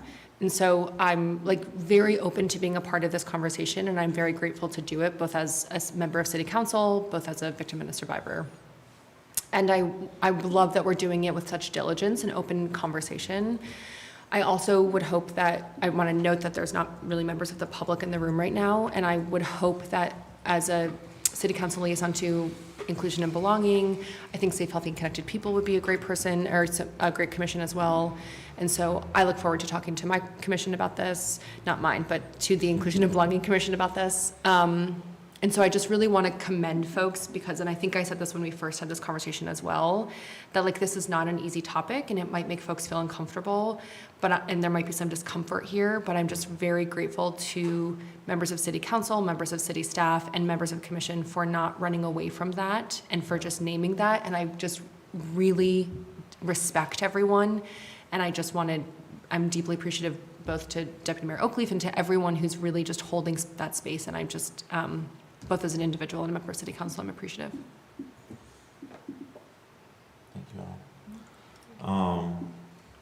I deeply appreciate you sharing more of your story. To paint some narrative here, background checks aren't perfect, right? Many upstanding citizens then do terrible, terrible things. So I think, I wouldn't want, if we were to adopt this later, that anyone would think that it is like a foolproof, like, this piece of paper that we got back tells us everything we need to know about somebody. In the situation that did come up, I think that would have been shown. So I don't want to say, Agreed. like, if it could show up, then we'll know, right? If it doesn't, that's a whole nother scenario. Right. But if it's there, and then we put them in the room. Back to your point about if there's a youth liaison, Bren, I wonder, a youth liaison could come on after a commission has already been kind of doing their work, so then would we post-background check everybody who was on that commission? If the youth liaison is gonna join, maybe we do, I don't think there's necessarily anything wrong with that. But you would then have counselors who had entered not doing a background check, then having to do one, commissioners. And would it be retroactive?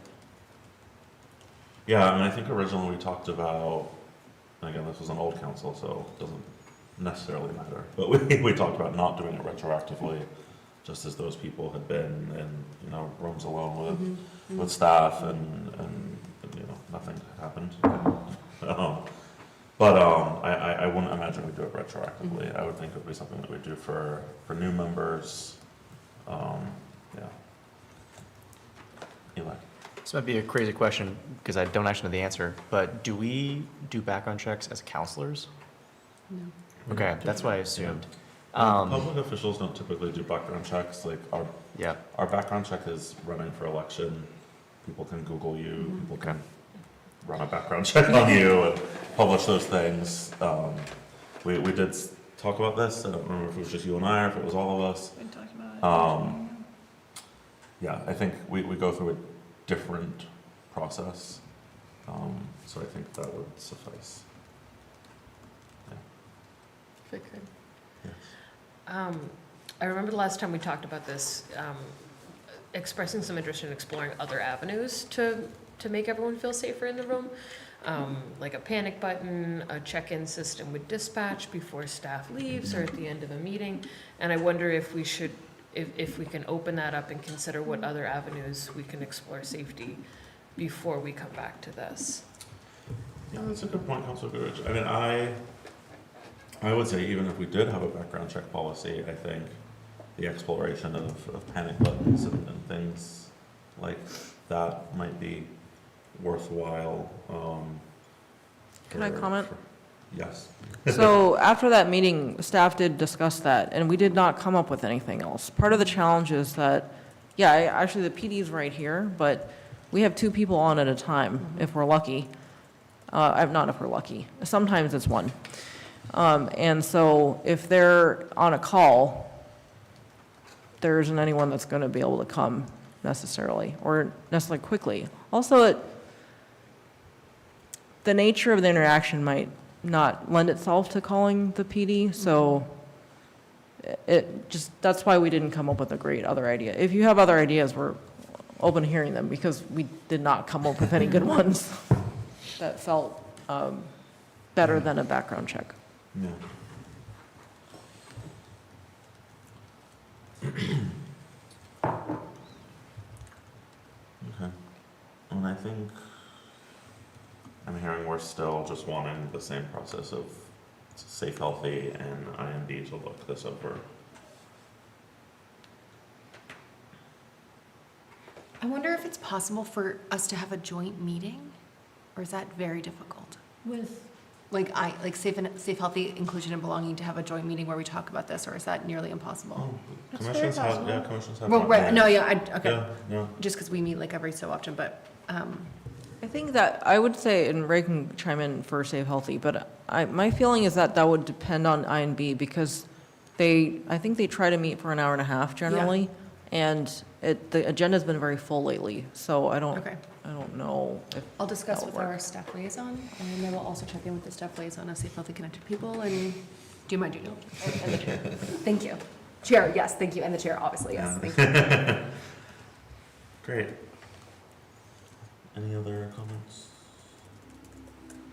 Okay. Let's move if to. you would include me on that. Yes. Thank you. Oh, of course. I'm the liaison. I know. Let's move to E, review of appointed representatives to regional and statewide groups, tracking and information sharing, and recruitment. This is your topic. This is my topic. Can you pull up I that can. lovely graph that you have? Absolutely. Can you maybe send it it to should- Paul so he can? It, Yes, the adjourn. it is the last link in the cover sheet. If you're looking for it. I am looking for it. I've been looking for it, and that's, I guess, the one thing I didn't click on.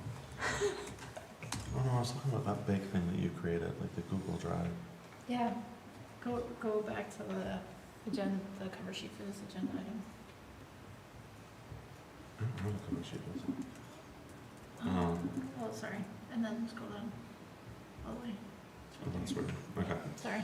No, you're fine. Okay, so, we appoint members of the public or members of this board to serve on a variety of different organizations to represent Winooski. Do you all have this? Yes, I was trying to figure out, where's the link for that? right here.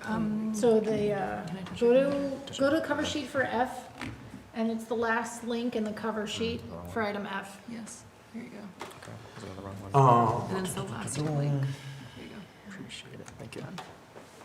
So, starting on, and for the, oh, is there any public? Well, there's not any public right now, but if you are watching this on YouTube or you are watching this later, you can find this item in the memo, You're not looking at. in the agenda under F and the cover sheet at the bottom. The last link that is there is what we are all looking at. So, you'll see lines 2 through 7 are all of our city commissions. There's some more down here as well, but those are kind of the main ones that we're, I want to say, primarily talking about this evening. Then we have downtown Winooski, which is, you know, a quasi-internal situation. You know, I feel like we have been invited to their board. There's been changes of our relationship with downtown Winooski ever since a member of city council has been serving there. Primarily the fact that we have allotted money towards the organization above and beyond what we had before. There's also the Development Review Board, which City Council doesn't have a liaison to, but that is obviously very much a city type commission. Winooski Housing Authority, the mayor, I am a member of that board. What else is quasi? And then the tree committee is on here somewhere too. There it is. 17. The tree commission is on here, which I don't know not truly how often they meet or what their plans are. But then there's all of these other commissions. I mean, committees or boards. So Chittenden Solid Waste, Winooski Valley Parks District, the Airport Commission, Green Mountain Transit, Chittenden County Regional Planning Commission, Town Meeting TV, Winooski Bridge Replacement Advisory Board, Champlain Waste District. And then I just learned recently when I was at a DRB meeting that we also have a commissioner on Champlain Housing Trust. So there are actually commissioners who are out there that none of us really knew, or somebody must have known, but none of us on council had really seemed to remember that there was an appointee to Champlain Housing Trust who represented us. So the reason I wanted to talk about this is we have these people out there, some that we are tracking better than others, who are meant to represent Winooski, meant to represent council. We put them there as our kind of eyes and ears, and also I'm sure they vote, so also as our voice. But we don't necessarily, I shouldn't say necessarily, we don't have a solid mechanism for these people to consult with us, inform us of what is happening, ask us questions about what they are seeing. You know, for some things like Chittenden Solid Waste District, the deputy mayor serves over there, so we hear about that. The Airport Commission, you serve over there, Councilor Turco, so we hear about that. But these other commissions, we don't. So I'm not saying this is happening, but in theory, a commissioner or committee person, whatever it may be they're appointed as, could be acting and saying and doing things that we would not agree with. So I would like to come up with a reporting structure that we can establish for these folks. I also have been approached multiple times by somebody who's interested, but also by Vermont Leagues of City and Towns, to remind me that we have an they have an opioid settlement advisory committee, and that we can have somebody representing Winooski on that board. I haven't wanted to take applicants for that until we have this structure in place. My ideal would be that we would be getting a write-up from them after every meeting that would, one, tell us what happened, two, tell us what is going to be talked about at the next meeting, which would then enable us to, if we see something that we need to flag and that we need to discuss as a council before they were to have that conversation. You know, I know that like the Airport Commission, for example, that you're on, Councilor Turcos, they've taken votes on, you know, things that are pretty charged in the community. So those are things that we would want to know about to influence and tell our representative what we want. And you know, again, we are, you know, people are applying for these positions. We're picking people that we think would represent us well, but at the end of the day, this body here is the elected representatives of the residents of Winooski, so we can't be ceding votes at other organizations to people without us knowing what they're voting on. Ideally, I think in a perfect world, we would all serve on these different boards. That is not what is going to happen or what I expect to happen from all of you. A lot of these meetings take place during the workday. Sometimes at 7:30 in the morning. Sometimes at 7:30. This is so before some people's workday, but you may not want to start your day that early. So I've said this throughout the night. You already all do so much work. I wouldn't also want you to feel like you have to go to a Green Mountain Transit meeting on Thursdays at 4 p.m. So that is why we appoint people to this. But I think it's important for us to remember that the appointment isn't for them to be their own entity out there. I've talked a lot. Let me know if you agree, disagree, any suggestions you may have. Deputy Mayor, take it away. Yeah, so having a surprise night off, I started thinking about this conversation that I have with the mayor about appointments and just commission structure, goals, strengths, opportunities for improvement, and it kind of sent me into a little bit of a rabbit hole, and I was like, you know, where does any of this information actually live in one place, anywhere? And you'll see that there are a number of areas where I have question marks because I couldn't find the information, like, quickly. Like, it's not that it doesn't exist, but at least in the time frame, the few hours on a Tuesday evening that I dedicated to doing this, I wasn't able to find it quickly enough to add it. So it's not that it doesn't exist, I just didn't find it fast enough to include it in here. But doing this exercise also highlighted, like, one, the information isn't compiled and doesn't live everywhere, and two, just how many people are appointed that we really don't touch base with on a frequent basis, across so many different topic areas. So, you know, this opportunity for an opioid settlement advisory committee also brought to light, like, how are we advertising opportunities for these appointments? Should they follow the same timeline as commissions? What if they're off our ideal fiscal year commission cycle? How does that happen? I think we're trying to realign things for the airport commission at this point. so that it is congruent with our city commissions, but there's so many more groups on this list that it really may not be feasible to have everything nicely aligned with our own fiscal year appointments. So, like, and then that kind of leads to the conversation, like, okay, well, if a board is appointing in March, do we advertise and solicit interest in January? Who's doing the interviews? Like, it just kind of leads to a domino effect of questions.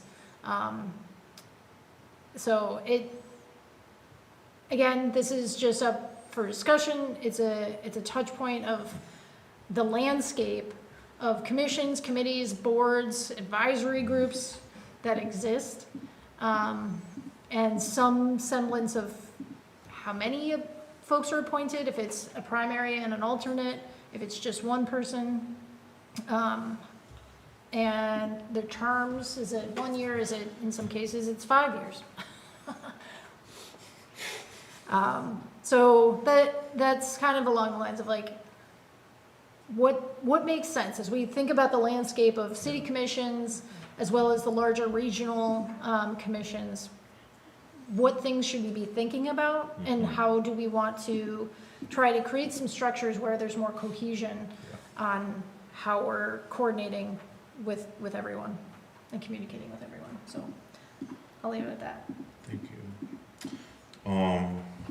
One thing I will say, because this is on for discussion, obviously, depending on what you all are thinking, I will likely like to bring this item at least alone in a future meeting so that we can vote on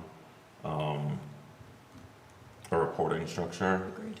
As well as adding the opioid advisory committee.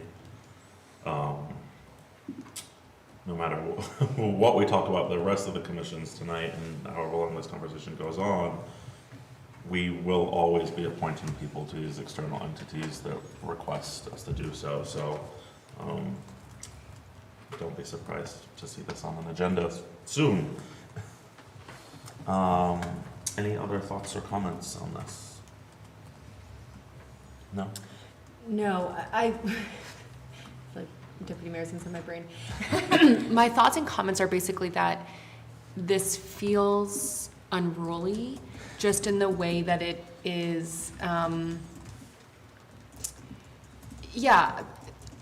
it sort of feels like, as a former domestic worker, it sort of feels like the kids are in the playground and we don't know, like they lost all their, like it's like when my dog goes outside, he wears what we call a rave collar, because like at night we can see him, and it's like there's dogs out in the backyard and they don't have their rave collars on.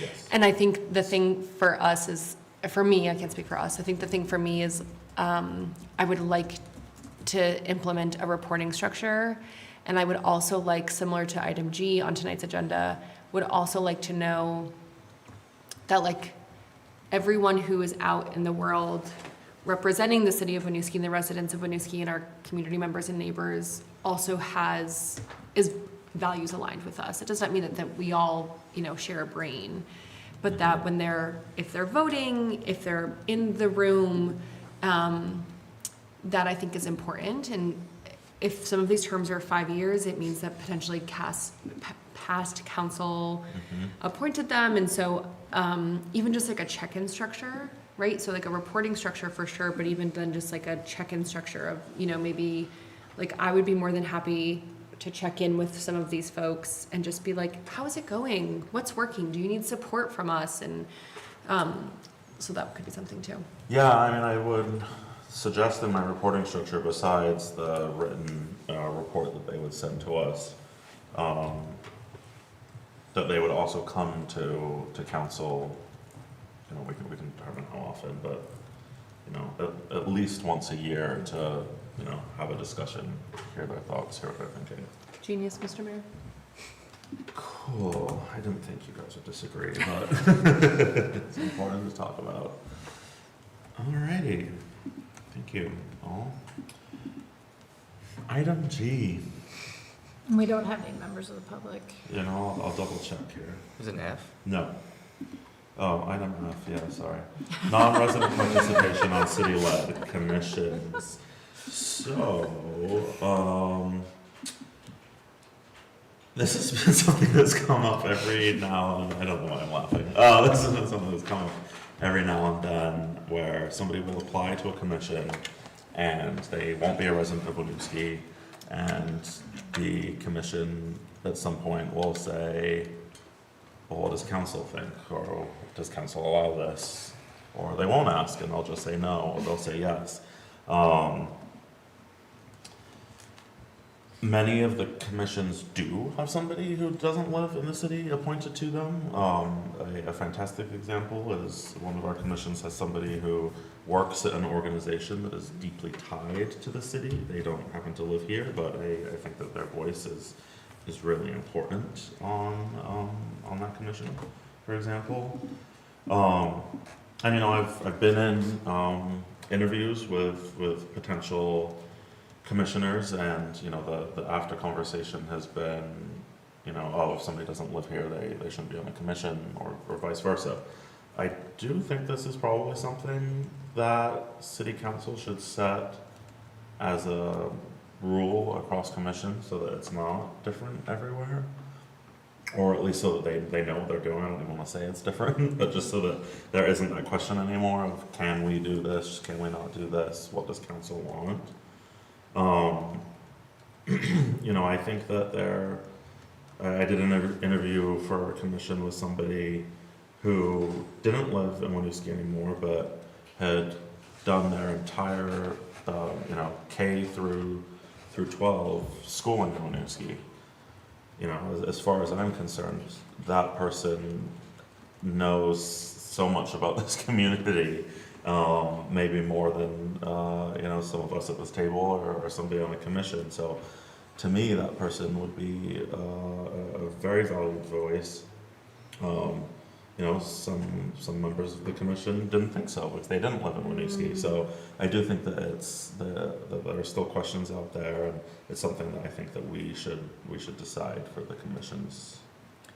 And one thing I also want to raise as an additional item for discussion is a format where non-residents are allowed to be seated on commissions, but may not have a voting seat on commissions. They're an advisory seat for their expertise, their background knowledge.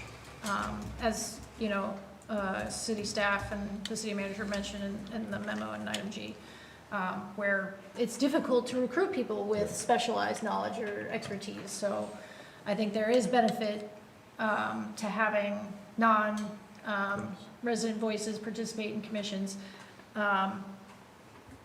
and also adding to the discussion of, should it be an advisory position only? Yeah. Or should they be able to have a voting role?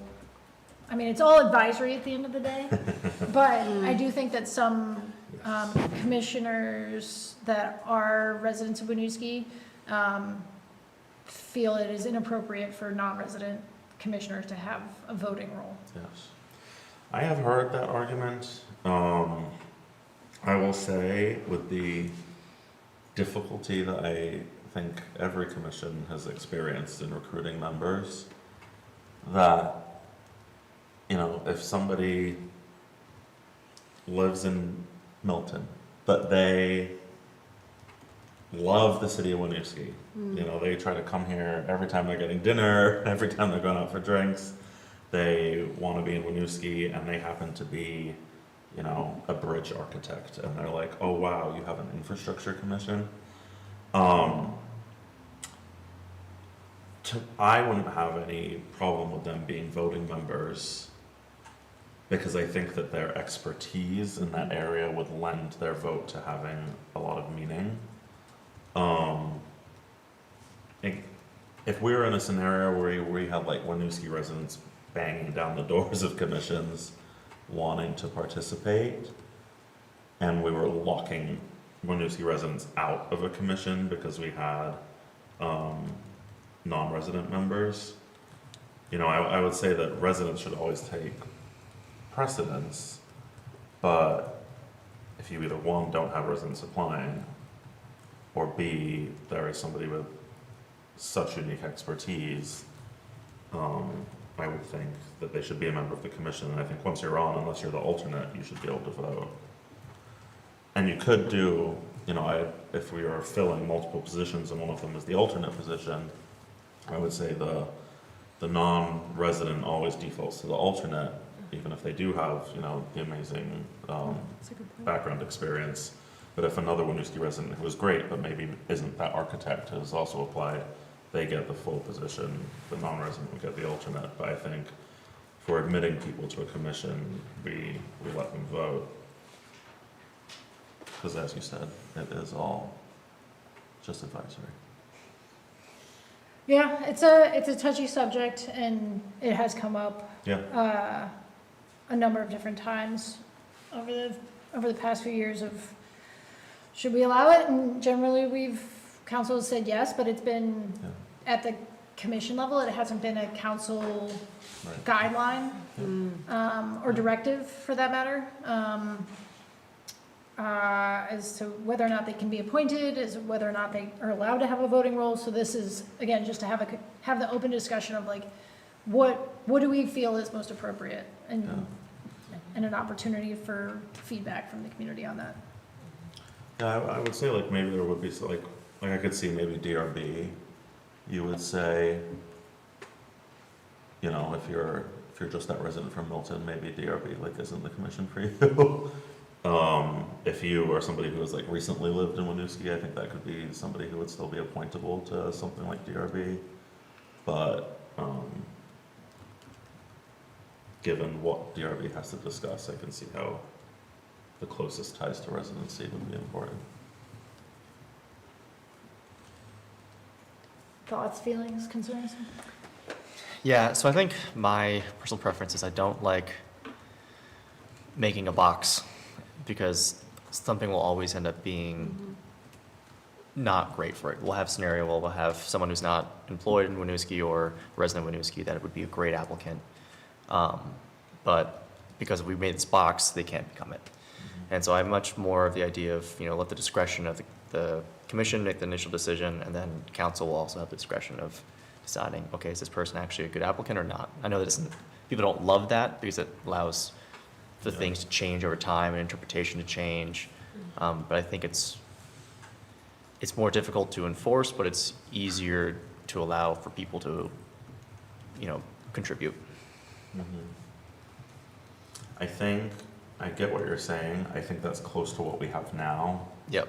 And it's creating the confusion. The confusion aspect of it, or is it tension or confusion, I guess is the question. Depending on which commission, but I'm going just to stay positive with the confusion aspect. Because then I think it leaves it to, we're not going to consider somebody who doesn't live in Winooski, and then you're not forwarding it on to us to make that decision. It's being decided before then. So, yeah, I mean, I do feel strongly that we need to make the decision for them to have. The box can be looser, like maybe we don't define what makes a Winooski resident or what could be considered as a Winooski resident, or your ties to I was just Winooski. gonna say, I like the word ties or connection. Yeah, and each commission can decide how close or far they want those ties to be. But I at least think that we should say, you don't. In-state, out-of-state, and then there's Yeah. complications over, well, like stipend as well. I don't know. Yeah, if you're on, once you're on, I think you're on. I don't know. I feel the same way about voting. If you're on it, you're on it. But I at least think we should make the decision at some point to tell the commissions either yes, non-residents are allowed, or no, they're not allowed. So that the confusion aspect at the very least is gone. Yeah, I guess I would love to hear more background about historical things that we've seen, because I don't know about them, so I can't say for sure which way is good. I don't have to go. I don't know how we're going to share that information, but it would help me decide. Yeah, I mean, like just the things that I shared when I first monologued to you all. Like somebody being very qualified, the commission liking the person, and them going to school in Winooski but no longer living here. They weren't sure what the regs were, and then they decided themselves that somebody who doesn't live in Winooski can't serve on a commission. So my ask would be that we, at the very least, don't leave that question up to each individual commission. Because that commission chose that, but another commission may not choose the same thing. So you could apply to 3 different commissions in Winooski, for example. This one person could have applied, gets denied for this one reason that they don't live in Winooski, but the other commission says, oh yeah, that doesn't matter to us, you can be on the commission. It's just the inconsistency of it. Yeah, it's inconsistent. It's inconsistent. Is that necessarily a bad thing? Yes. Yes. I mean, does it end the world? No. But I think we should have uniformity across our governmental bodies. I'll follow up your question with a question.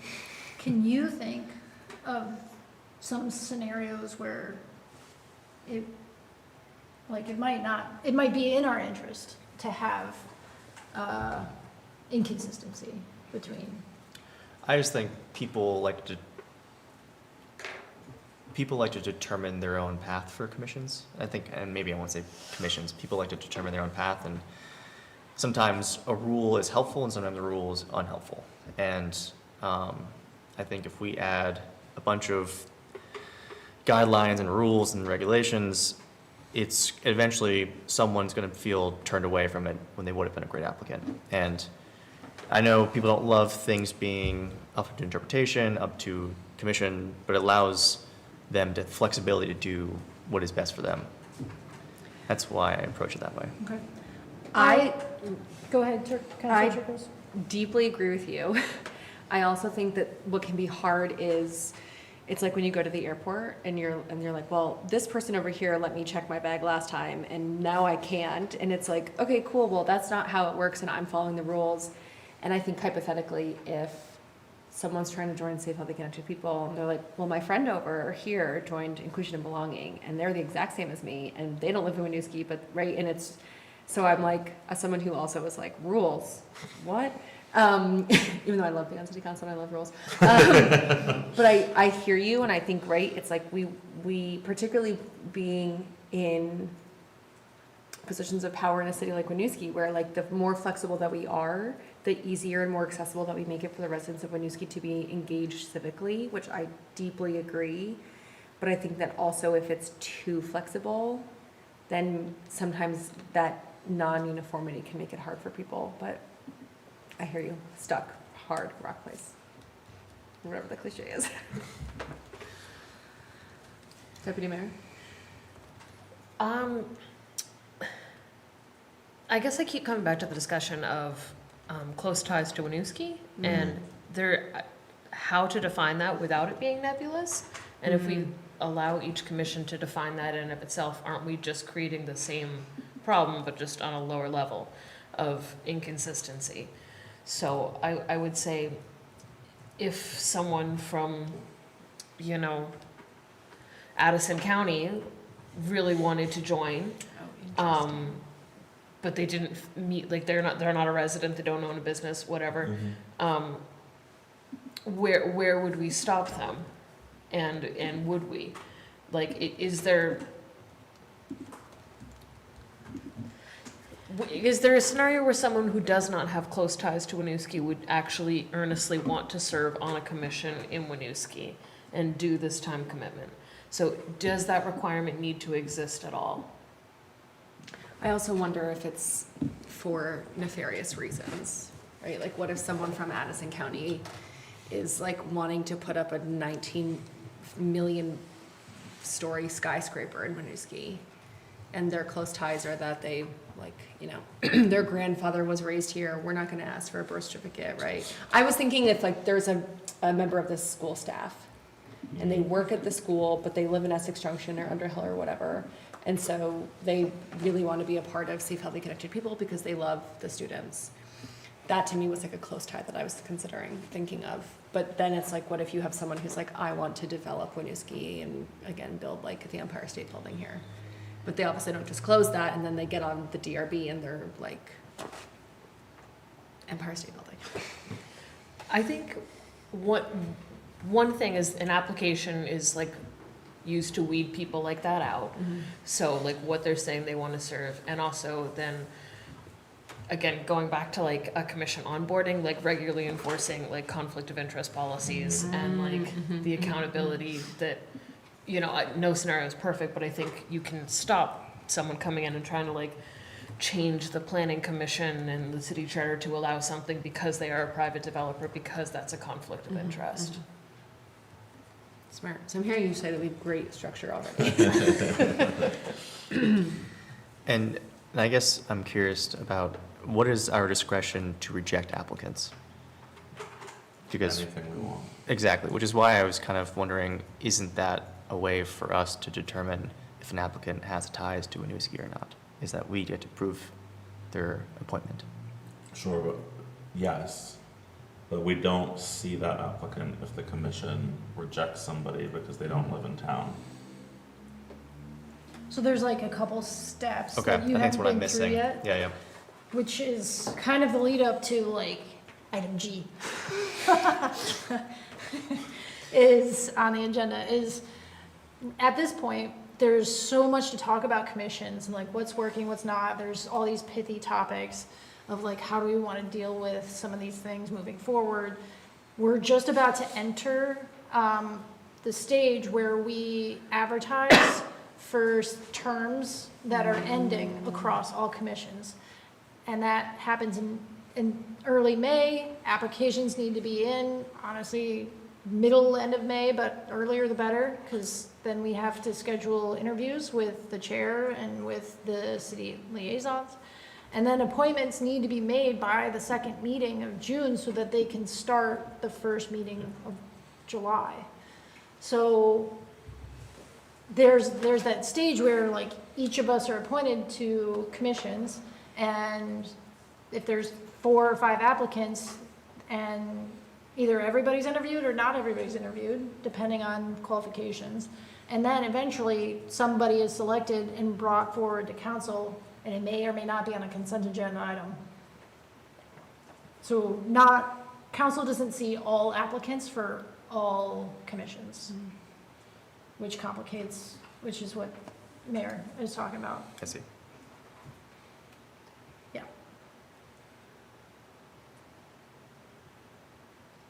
Should we go to G? To be continued? Yeah, I think we should move to G. Alrighty. Who wants to do their memo first? Brenda or Elaine? So, for this, I almost wish we had a whiteboard, because I want to do. Oh, there's one right there. It's not big enough. Like, I think I would need most of this white blank walls back here to just do a big SWOT analysis. Oh, Jesus. Yeah, I mean it. Because I think there is a lot here, and I think you can gauge from the items we talked about thus far, as well as the memo that I've drafted, as well as the staff, and presented back in March, as well as the staff memo that the city manager drafted and included. Before we dive in, again, just a reminder that it's discussion only, and I would caution that I would hope that any proposal or any subset of suggestions are offered to the community to help provide feedback and input before a decision is made. Yes. I will hand it over to the city manager, because I've also done plenty of talking. Okay, sounds good. So I did ask a question of council before, what is the purpose of the commissions from your point of view? From the charters, it seems that the goals that they have in common are that they're intended to advise city council on policy as aligned typically with the strategic vision areas of we have been calling the master plan, will be called the comprehensive plan. and that they are supposed to be representative of the community as a whole. So we feel that the challenges that a lot of them have been surfaced during this discussion are often resulting in those goals not being met. So I don't know if you want me to get into detail about that, happy to, but I'm gonna just put that there as a conclusion. And I'm not claiming that our alternatives are going to address all of those issues and also are as good as some of the benefits that they're currently serving. The designated body to consult can be very convenient. They're standing, the people who go all the time do have enough institutional knowledge to give us some input. When there are available people with expertise who attend on those commissions, they have been very helpful. They can be very helpful, but that just is not the norm. So that's why we, I feel like, probably before my time, but staff has been having this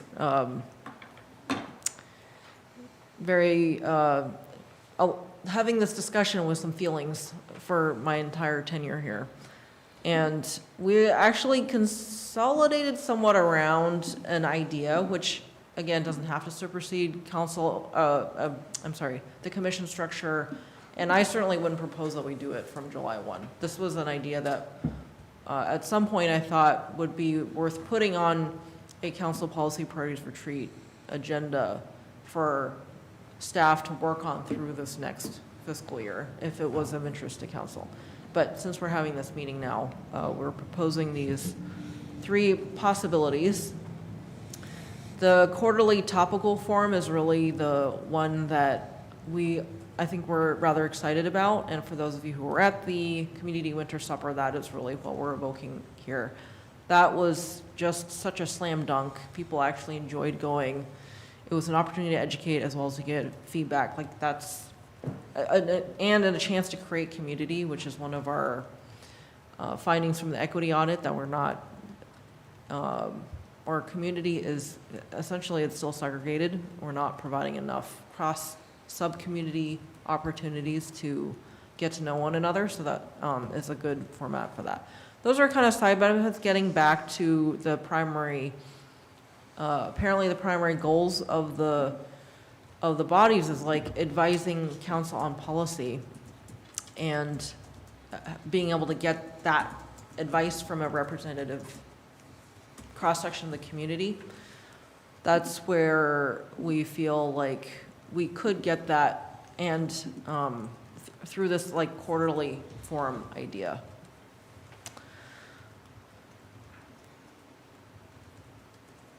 Yeah, I think I'll leave it there.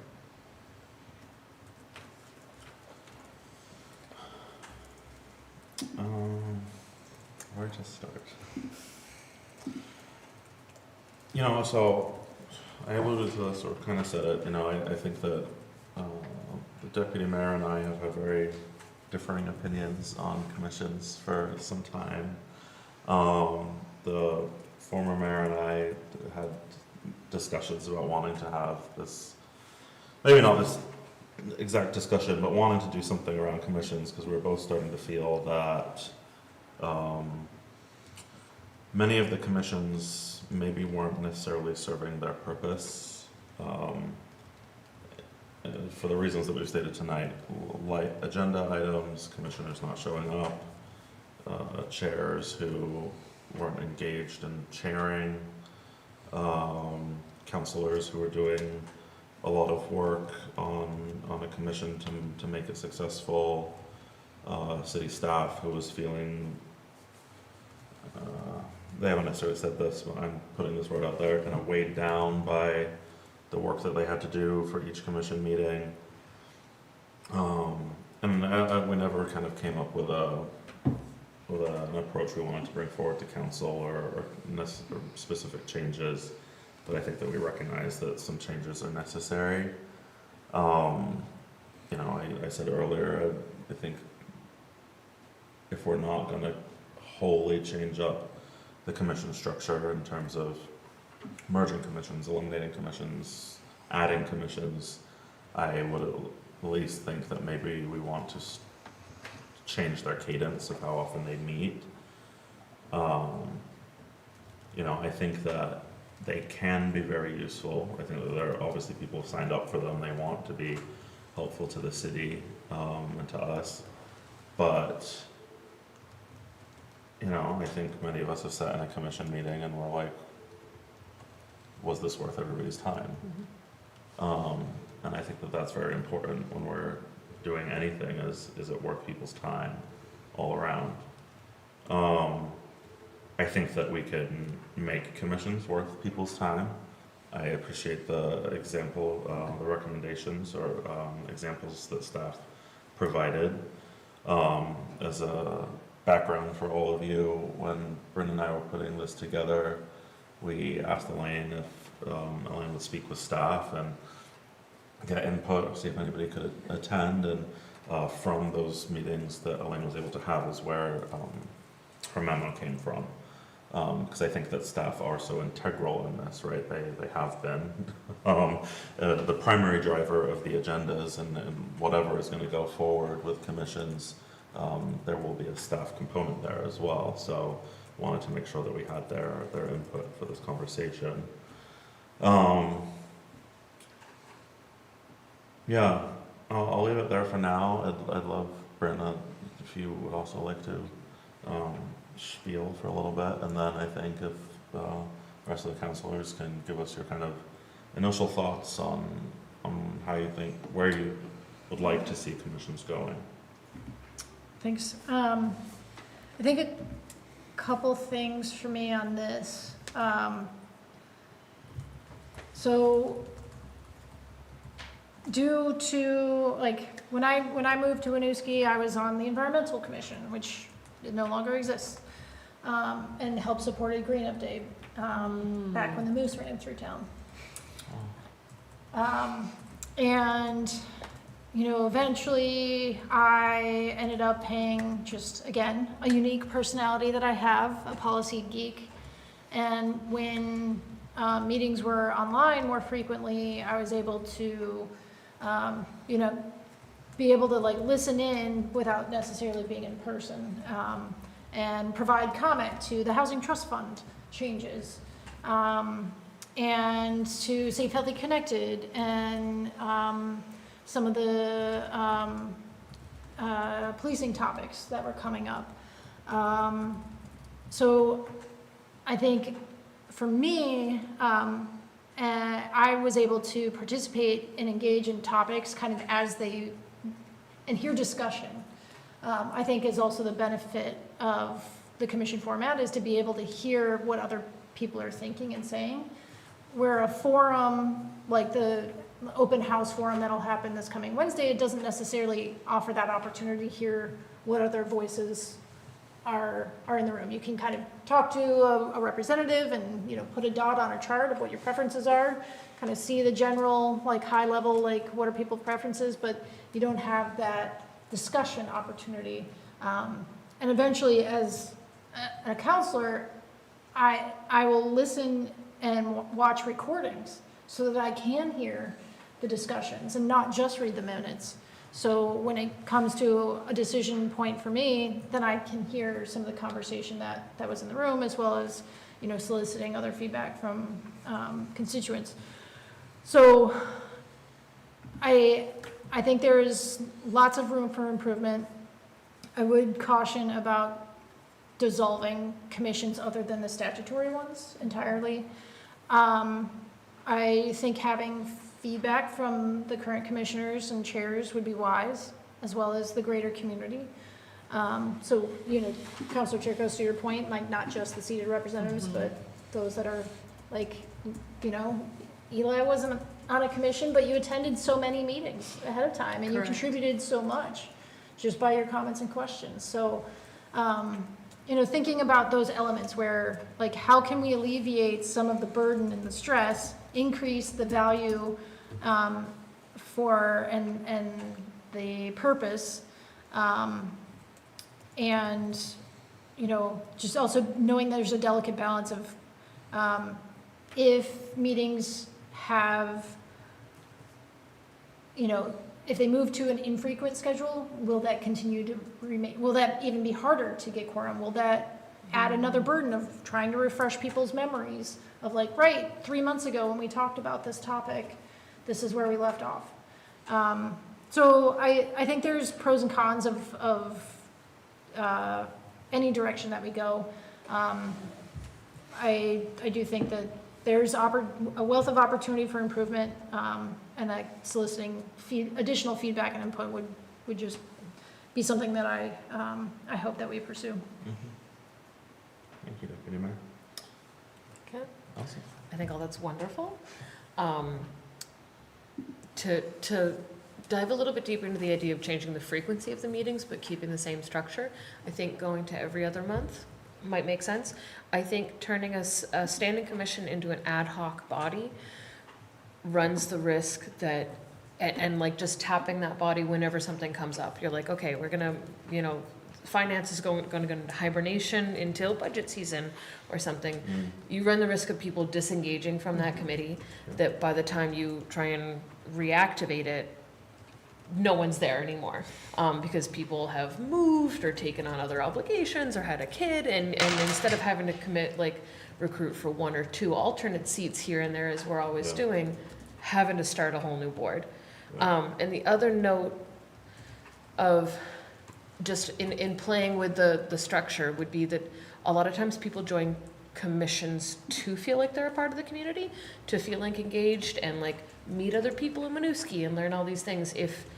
If it's dissolved to just be an ad hoc standing body, the people that are maybe not necessarily have that extreme interest and passion or like subject knowledge, that are looking to join this to grow that and then become a contributing member, are not going to feel like they're getting the same thing out of the commission, which I think we want them to get things out of it as well as contribute.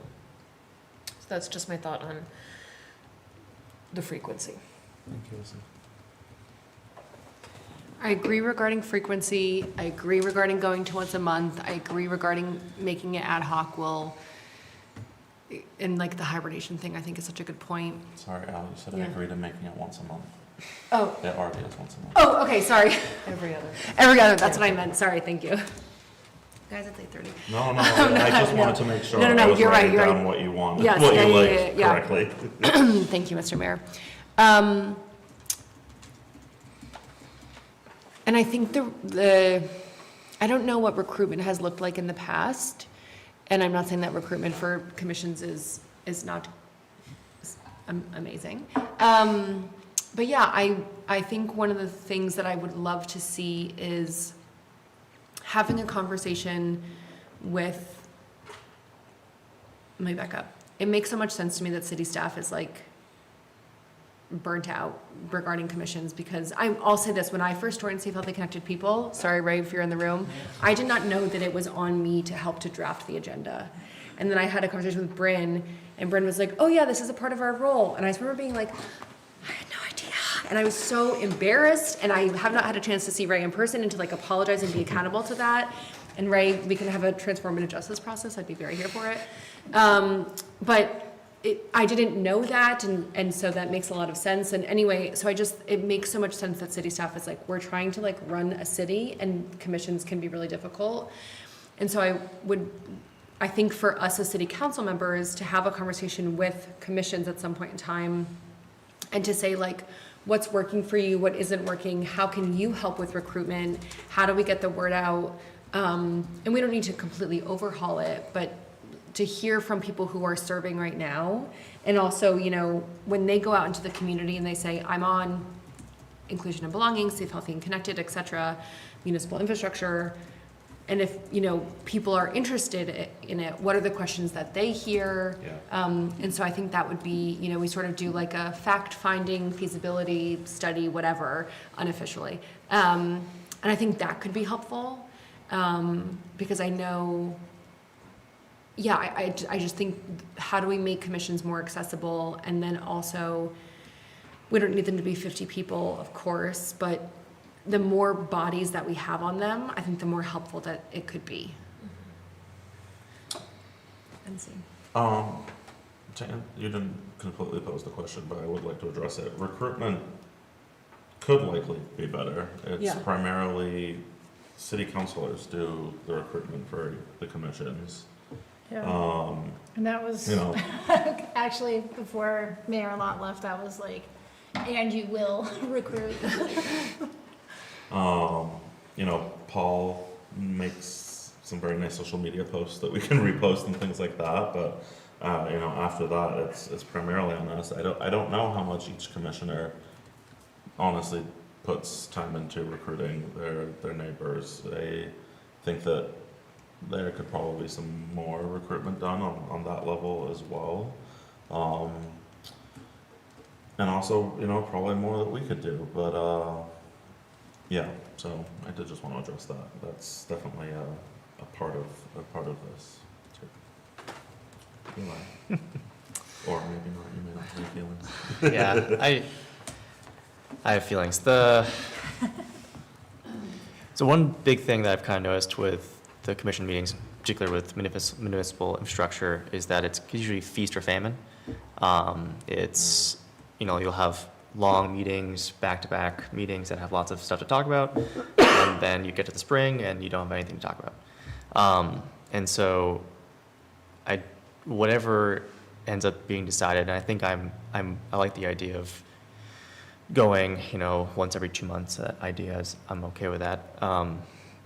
But there needs to be an acknowledgement that may jump up to once a month if things come up that are lots of bigger items.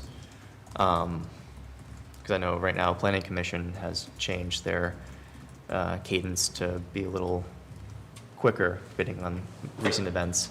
Yeah, they do that. They will do every week. I don't know if they'll do every week in a month, but like definitely every other week, depending on what's on their docket. Yep. So yeah, I guess I would have to understand how often people have struggled to fill agendas and commissions over a course of a year and see if that aligns with once every 2 months. And if it does, that sounds great. If it doesn't, then maybe this doesn't work for that commission. Yeah. I appreciate that. I wonder, so circling back to something you said a couple times tonight actually, is how the work plan for some commissions just is not that clear or that strong. Does it make sense to dissolve a commission? And I'm saying that also. Bryn, you've been ardently So against this is why, dissolvement. and this is why I'm caveating. I'm saying this with the position that I feel like there are improvements that we can make without dissolving commissions. And I am a person that believes like updates are valuable. It may not be actionable, but I think it's valuable because it gives an opportunity for folks to have a conversation, ask deeper questions that, you know, they're not attending these council meetings for. Yeah. Or they may not, they might have seen something in passing from a Main Street, like, weekly construction update, but there's not a lot of depth there, and they may not want to email somebody that they don't know and can't have a conversation with, then they may not hear back for 2 weeks. Yeah, I mean, I think, you know, I don't necessarily think that we should dissolve any of the commissions. I think that there are some commissions that probably need more assistance than others. I think if we were to do something like changing the meeting frequency, having conversations with commission members to remind them that they signed up for this and in turn should be attending every single meeting. If we do all of those steps, and we continue to see this consistent problem, I would think, okay, well, maybe, you know, in a year we have another conversation about maybe that commission needs to be dissolved because there just isn't work for them. Or maybe they need to move to ad hoc for some commissions. You know, Angela, you're just here, so I'm gonna pick on you, but you know, finance could meet the 2 months before budget go through budget season and then they dissolve, or Safe Healthy meets just before, you know, the summer's gonna start for a few months, meets through the summer and then dissolves. I think those are things we could look at further down the line. I think that I would like to give us the opportunity to try to create a more engaging experience, and also, you know, the commissions, you know, a lot of this I've said in varying ways. You know, I think a lot of this work needs to come from the commissioners here. You know, they signed up, they applied, they are engaged. They're not paid. I recognize their work comes with barriers for sure. You know, I was on a board once, and the chair of the board said, you know, if you're just here for your resume, then you shouldn't be here. And I agree with that statement. You know, you've signed up to a policy advisory board to do the work of a policy advisory board, and that's not easy. And yes, I would love if we could pay you. I'd love if we could pay us more. And you know, that will stop some people from doing it. But the people who have said, yes, I understand this isn't paid. Yes, I know what the requirements are. Those people need to be engaged in making that a lively commission as well.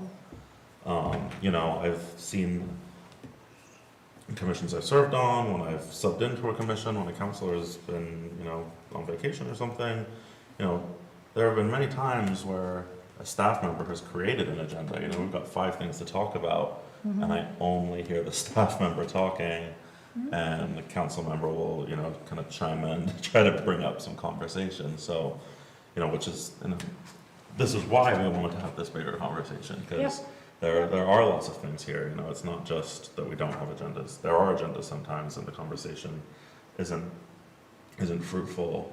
So, you know, this is something that, you know, you've mentioned it, we've all, I think, mentioned it at this point. Commissioners need to be asked and engaged in how they want to see what they think about the changes that may come from us to the commissions. Yeah, I don't want to dissolve anything right now, because I see that there are benefits in each of the commissions that we currently have. You know, just because they had, I don't know, 10 months of not that great work, but 2 months of really important work. Again, I don't see that that's a dissolvement. It just might mean a different process for that particular commission. And some of them, I mean, are maybe they don't go to, if we do decide later when we're doing votes, like, to every other month. Maybe infrastructure doesn't do that. Maybe infrastructure's got enough going on that they meet every single month, or maybe it's Safe Healthy Connected. That we'll learn from those conversations, but I really think that the commissioners are going to need to engage on this conversation and providing us feedback. Because I think what I'm hearing, like, from the majority of us is we've seen more of the downsides of the commission makeup than the good sides. And you know, Brent, I keep bringing this to you. You had incredible success in infrastructure, but I really do think that was because of a lot of the work that you did. Yeah. And which, like, you know, not was great, and I think it was fantastic, and a lot of good work was done there. But that was only because you were able to do it. But you know, that wasn't the commission itself functioning, I don't believe. Yeah. Yes, you certainly can. Just a note about commissioners needing to engage because they committed to it. I just want to remind us that the type of person who can come to a night meeting once a month for no pay is very unrepresentative proportion of the community. Something to grapple with. The other point is it's kind of cosmetic and yet not. The Inclusion and Belonging Commission structure currently is that they do their own commission every other month, and then the other month they're in the ambassador. So if some of the other commissions are meeting every other month, not all of them, if they are meeting every month, it just, again, it's like council created it, they can change it. But I mention it because haven't come up with a better idea. And Yeah. even that is, it causes some difficulties for their continuity, for their ability to get through agendas that are important. Yeah. But again, it was put in there because of equity. Like, why should they have to go to twice as many meetings Right. as everyone else except planning? Yeah. So, or DRB sometimes. But yeah, just a couple of other considerations as you continue the conversation. No, thank you for that point. Yeah, and I don't know if every other month is kind of like the perfect fix, right? I kind of threw that out there earlier because I was just like, all right, if we're not seeing a lot of agenda in each meeting, then maybe we can cluster it, but it doesn't mean that that's right. And as I said also, like, sometimes you have a lot of agenda and still not a lot of conversation, so. Yeah. I mean, I think Bryn really summarized it before. There's really pros and cons to any of these models. So Yeah. it's just yeah. It does make sense to me to like take a year of active listening without changing a whole lot and maybe nothing, just to make sure, being deliberate about it Mhm. before you make changes. If I can ask a Please. question? Thinking ahead to the comprehensive plan, is there anything that we would want to have decided ahead of time? I don't anticipate there being anything, but at the same time, I wanted to pose the question, so that like, if we need to be thinking about trying to capture something or something that a question that we may or may not need to address before we get to a point where we're adopting the comprehensive plan. Would you want compensation decision for a comprehensive plan? No, I wouldn't. I would not expect that a plan would have something like that in it. But the one I'm not able to think of, I feel like I'm going to be missing vast swaths of possibility Yeah. to answer that question. The Yeah. one thing I can think of is if the goal areas were going to change, then maybe the commissions would change accordingly. But Ravi and I went into this, and I think we checked with council too at the time. Like, this is supposed to be a light consult or efficient targeted consult version because everything is still so relevant. Yeah. So I don't even anticipate the areas changing. Okay, yeah, again, not without question. knowing and wanting to just have on our timeline of like, we want to adopt the comprehensive plan by this time. We want to have feedback from the community on potential changes by this time, and just like being able to have that Gantt chart in our head of like when we need to work backwards from. Actually, I think it would be the other way around. You would want the comprehensive plan to drive what you do with the commissions. Chicken and the egg. I kind of see it as a both and. I mean, it certainly could be. That's my I see bias. what you both mean. Yeah. Yeah. So okay. Can I ask more questions? Because I'm trying, yeah, sorry if I, No, please, we it's love getting it. late. Not getting late. So I guess I'm trying to think of examples of, have we had scenarios where a staff liaison didn't come up or approve every single agenda item? Is there a scenario where the commission chair brought an agenda item up, or the counselor brought it up? Because I'm looking at it always through municipal infrastructure, because it's very hard for that to happen in our case, because predominantly the work has already been determined for the year, so anything that's new is often not really discussed. That's why I'm trying to envision how this works So the out. work plan Yep. and the strategies and priorities are basically what are influencing conversation. And the budget, so as you head into budget season, kind of seeing like, do we really want to advocate for more line striping from council? Like, there was only $20,000 for FY '26, and that's just not enough. And do we want to advise that as they approach the budget conversation, that we get some fresh paint, new carpet for City Hall? You know, things like that, that just like that's not necessarily a work plan item, Yep. but kind of comes up as like, hey, we're heading into budget season, what's coming to mind? And like, here's the vast array of work plan things and the like unmet needs. Like what, within that area of like, do we have a desire to move something ahead or to have council consider moving something ahead of something else? So I see those as potential topic areas. Okay. Question? I agree with your question. No, I should know more. That was good. Thank you, that was good. And I have seen, you didn't ask, but I have seen where a staff liaison has reached out to the chair and the counselor and said that they couldn't think of something for the month, and the chair and the counselor haven't proposed anything. So, In which case, it's okay to say there are no agenda items, there's insufficient agenda items. And we did that in February. We met in January, we didn't meet in February. yeah, And that's okay. that's okay. Do you have more questions? No, I think just thinking on that it, like circling back to just like the simplest solution of making some of them every other month makes sense, because it removes the pressure to create fluff agenda items that might not need to be, don't merit conversation. Yeah.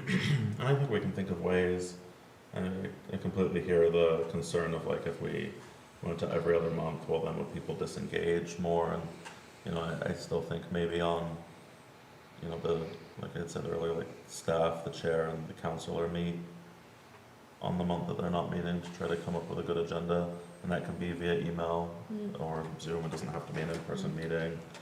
But maybe the council liaison on that month where they don't meet still sends an email to everyone saying, hey, here are my council updates. Yeah. Staff member would say, here are my, one email, here are my staff updates, so so those members are still getting outreach and still being connected in some way, and then getting all together the next month.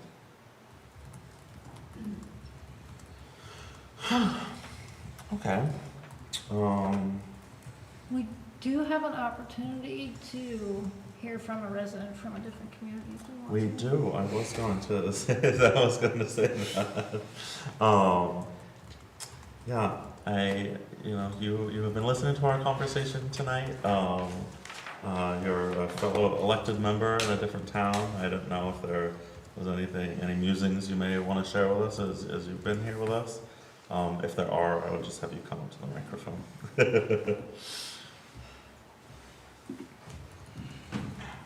Just move the mic. Hi, Betsy Perret, Milton, Vermont. Just was elected to the select board, but I bring to the select board a very unique perspective, because I had been serving on 3 commissions and CSWD, kind of a committee commission. And I was only on for a short amount of time, but during this short time, I was elected chair of the Planning Commission, vice chair of the Recreation Commission, and treasurer of the Conservation Commission. And it was basically one of the things that I found as being a commissioner was we were busy, and as chair, I was working with the planning and zoning staff to develop the agenda. So there was no problem with that. And as vice chair, would work with the chair and staff. And we would share the agendas with the commissioners before the meeting, before they were warned, so everybody had a chance. But all of our commissions, everybody's very engaged. And there's actually waiting lists now for, but the reason why is because I've shown a political path to the select board through commissions. So it's become, people are sort of seeing this, because none of the select board members really in the past ever sort of took the commission route. Interesting. But one of the things that I noticed as a commissioner was we really weren't dealing with any of the very kind of important projects. So on Recreation Commission, we were not really talking about the construction of a recreation center. that's been in the works, in discussion since the late 80s. And then I sort of noticed, because I was attending select board meetings, that they had the consultant talking about the feasibility study, and as the commission, we never even saw it or talked about it. So I was like, wait a second, it's like the select board is where kind of the decisions are being made.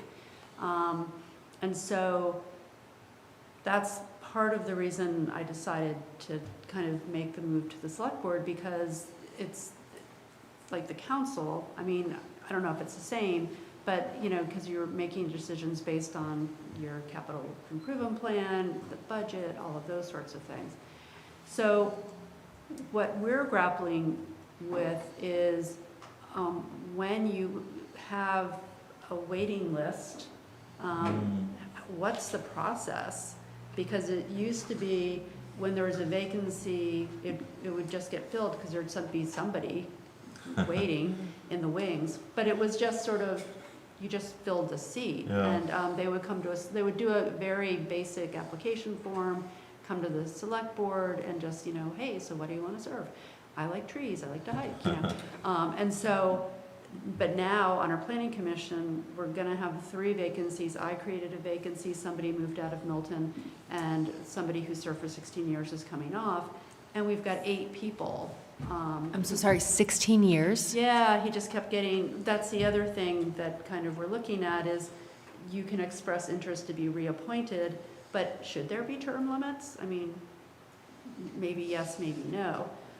So that's something of interest. We don't have sort of the liaison from kind of the select board too. And as a former commissioner, one of the things is once you're appointed, like you never have any sort of relationship with the select board again.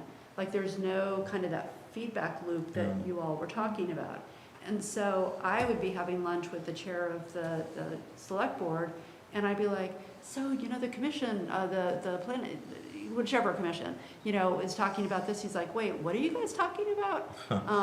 That doesn't really align with what we're talking about.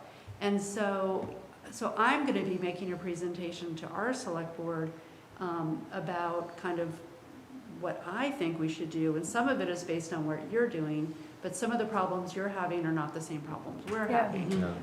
But I found kind of the time that I've spent here so helpful because it is in a way flagging potential problems down the road that we might face. But I think the connectivity and kind of the reporting back and sort of the role of a select board serving on and kind of making sure that you're always aligned.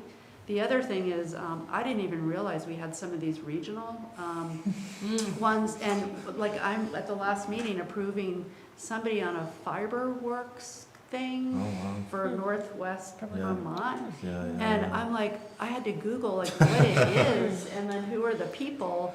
And I'm like, this isn't even on our website. Like, and so I made a suggestion to our town manager, because you guys at least list, but we don't even list, you know, that I'm on the CSWD and all that kind of stuff. So it's just been really interesting, just hearing and going to your website and sort of just seeing how you do things, because I learned so much from it.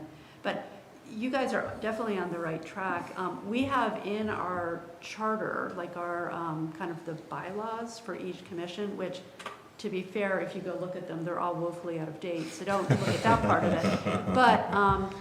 But we do have a whole section about attendance, and if you miss, you know, X% per year or per quarter, that the chair will recommend to the council, to our select board, that there's a conversation and you could lose your seat. So, you know, we need to update all of our bylaws. But we do have one commission that it's sort of like the Treading Water Commission, and all the members have been on a really long time, and they're all wonderful community members, but they're not moving anything forward. And so, you know, there's discussions of, do we dissolve it? Do we kind of appoint new people?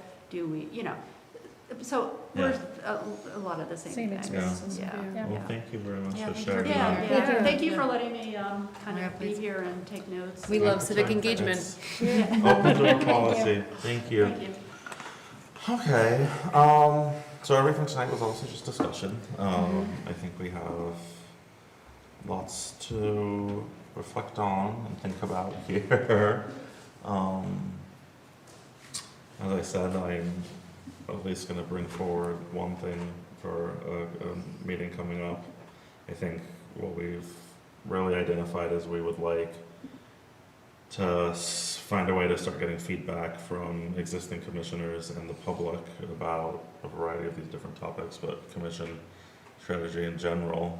So I think we'll have to start thinking about how do we get that feedback? You know, in what form, what way, Google form, Microsoft form. Yeah, An agenda item. another agenda item. We have meetings to talk about other meetings. When we talk about other meetings, I think. You're welcome.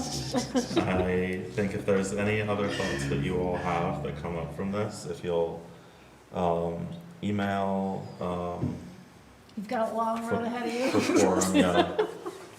If you'll email me, and I'll share them with the deputy mayor, and the deputy mayor and I should probably touch base soon to talk about this a little more. Any other thoughts? I just want to say thank you. Obviously, I can't control the weather, but it was a gorgeous evening. You all sacrificed. You could have usurped the agenda, went to item G, dissolved everything, and then we would have been out in the sunshine, so. You did make that joke earlier. But I mean, in the 5+ years that I've been on council, we haven't had a dedicated discussion like this about commissions. So I think it's past due.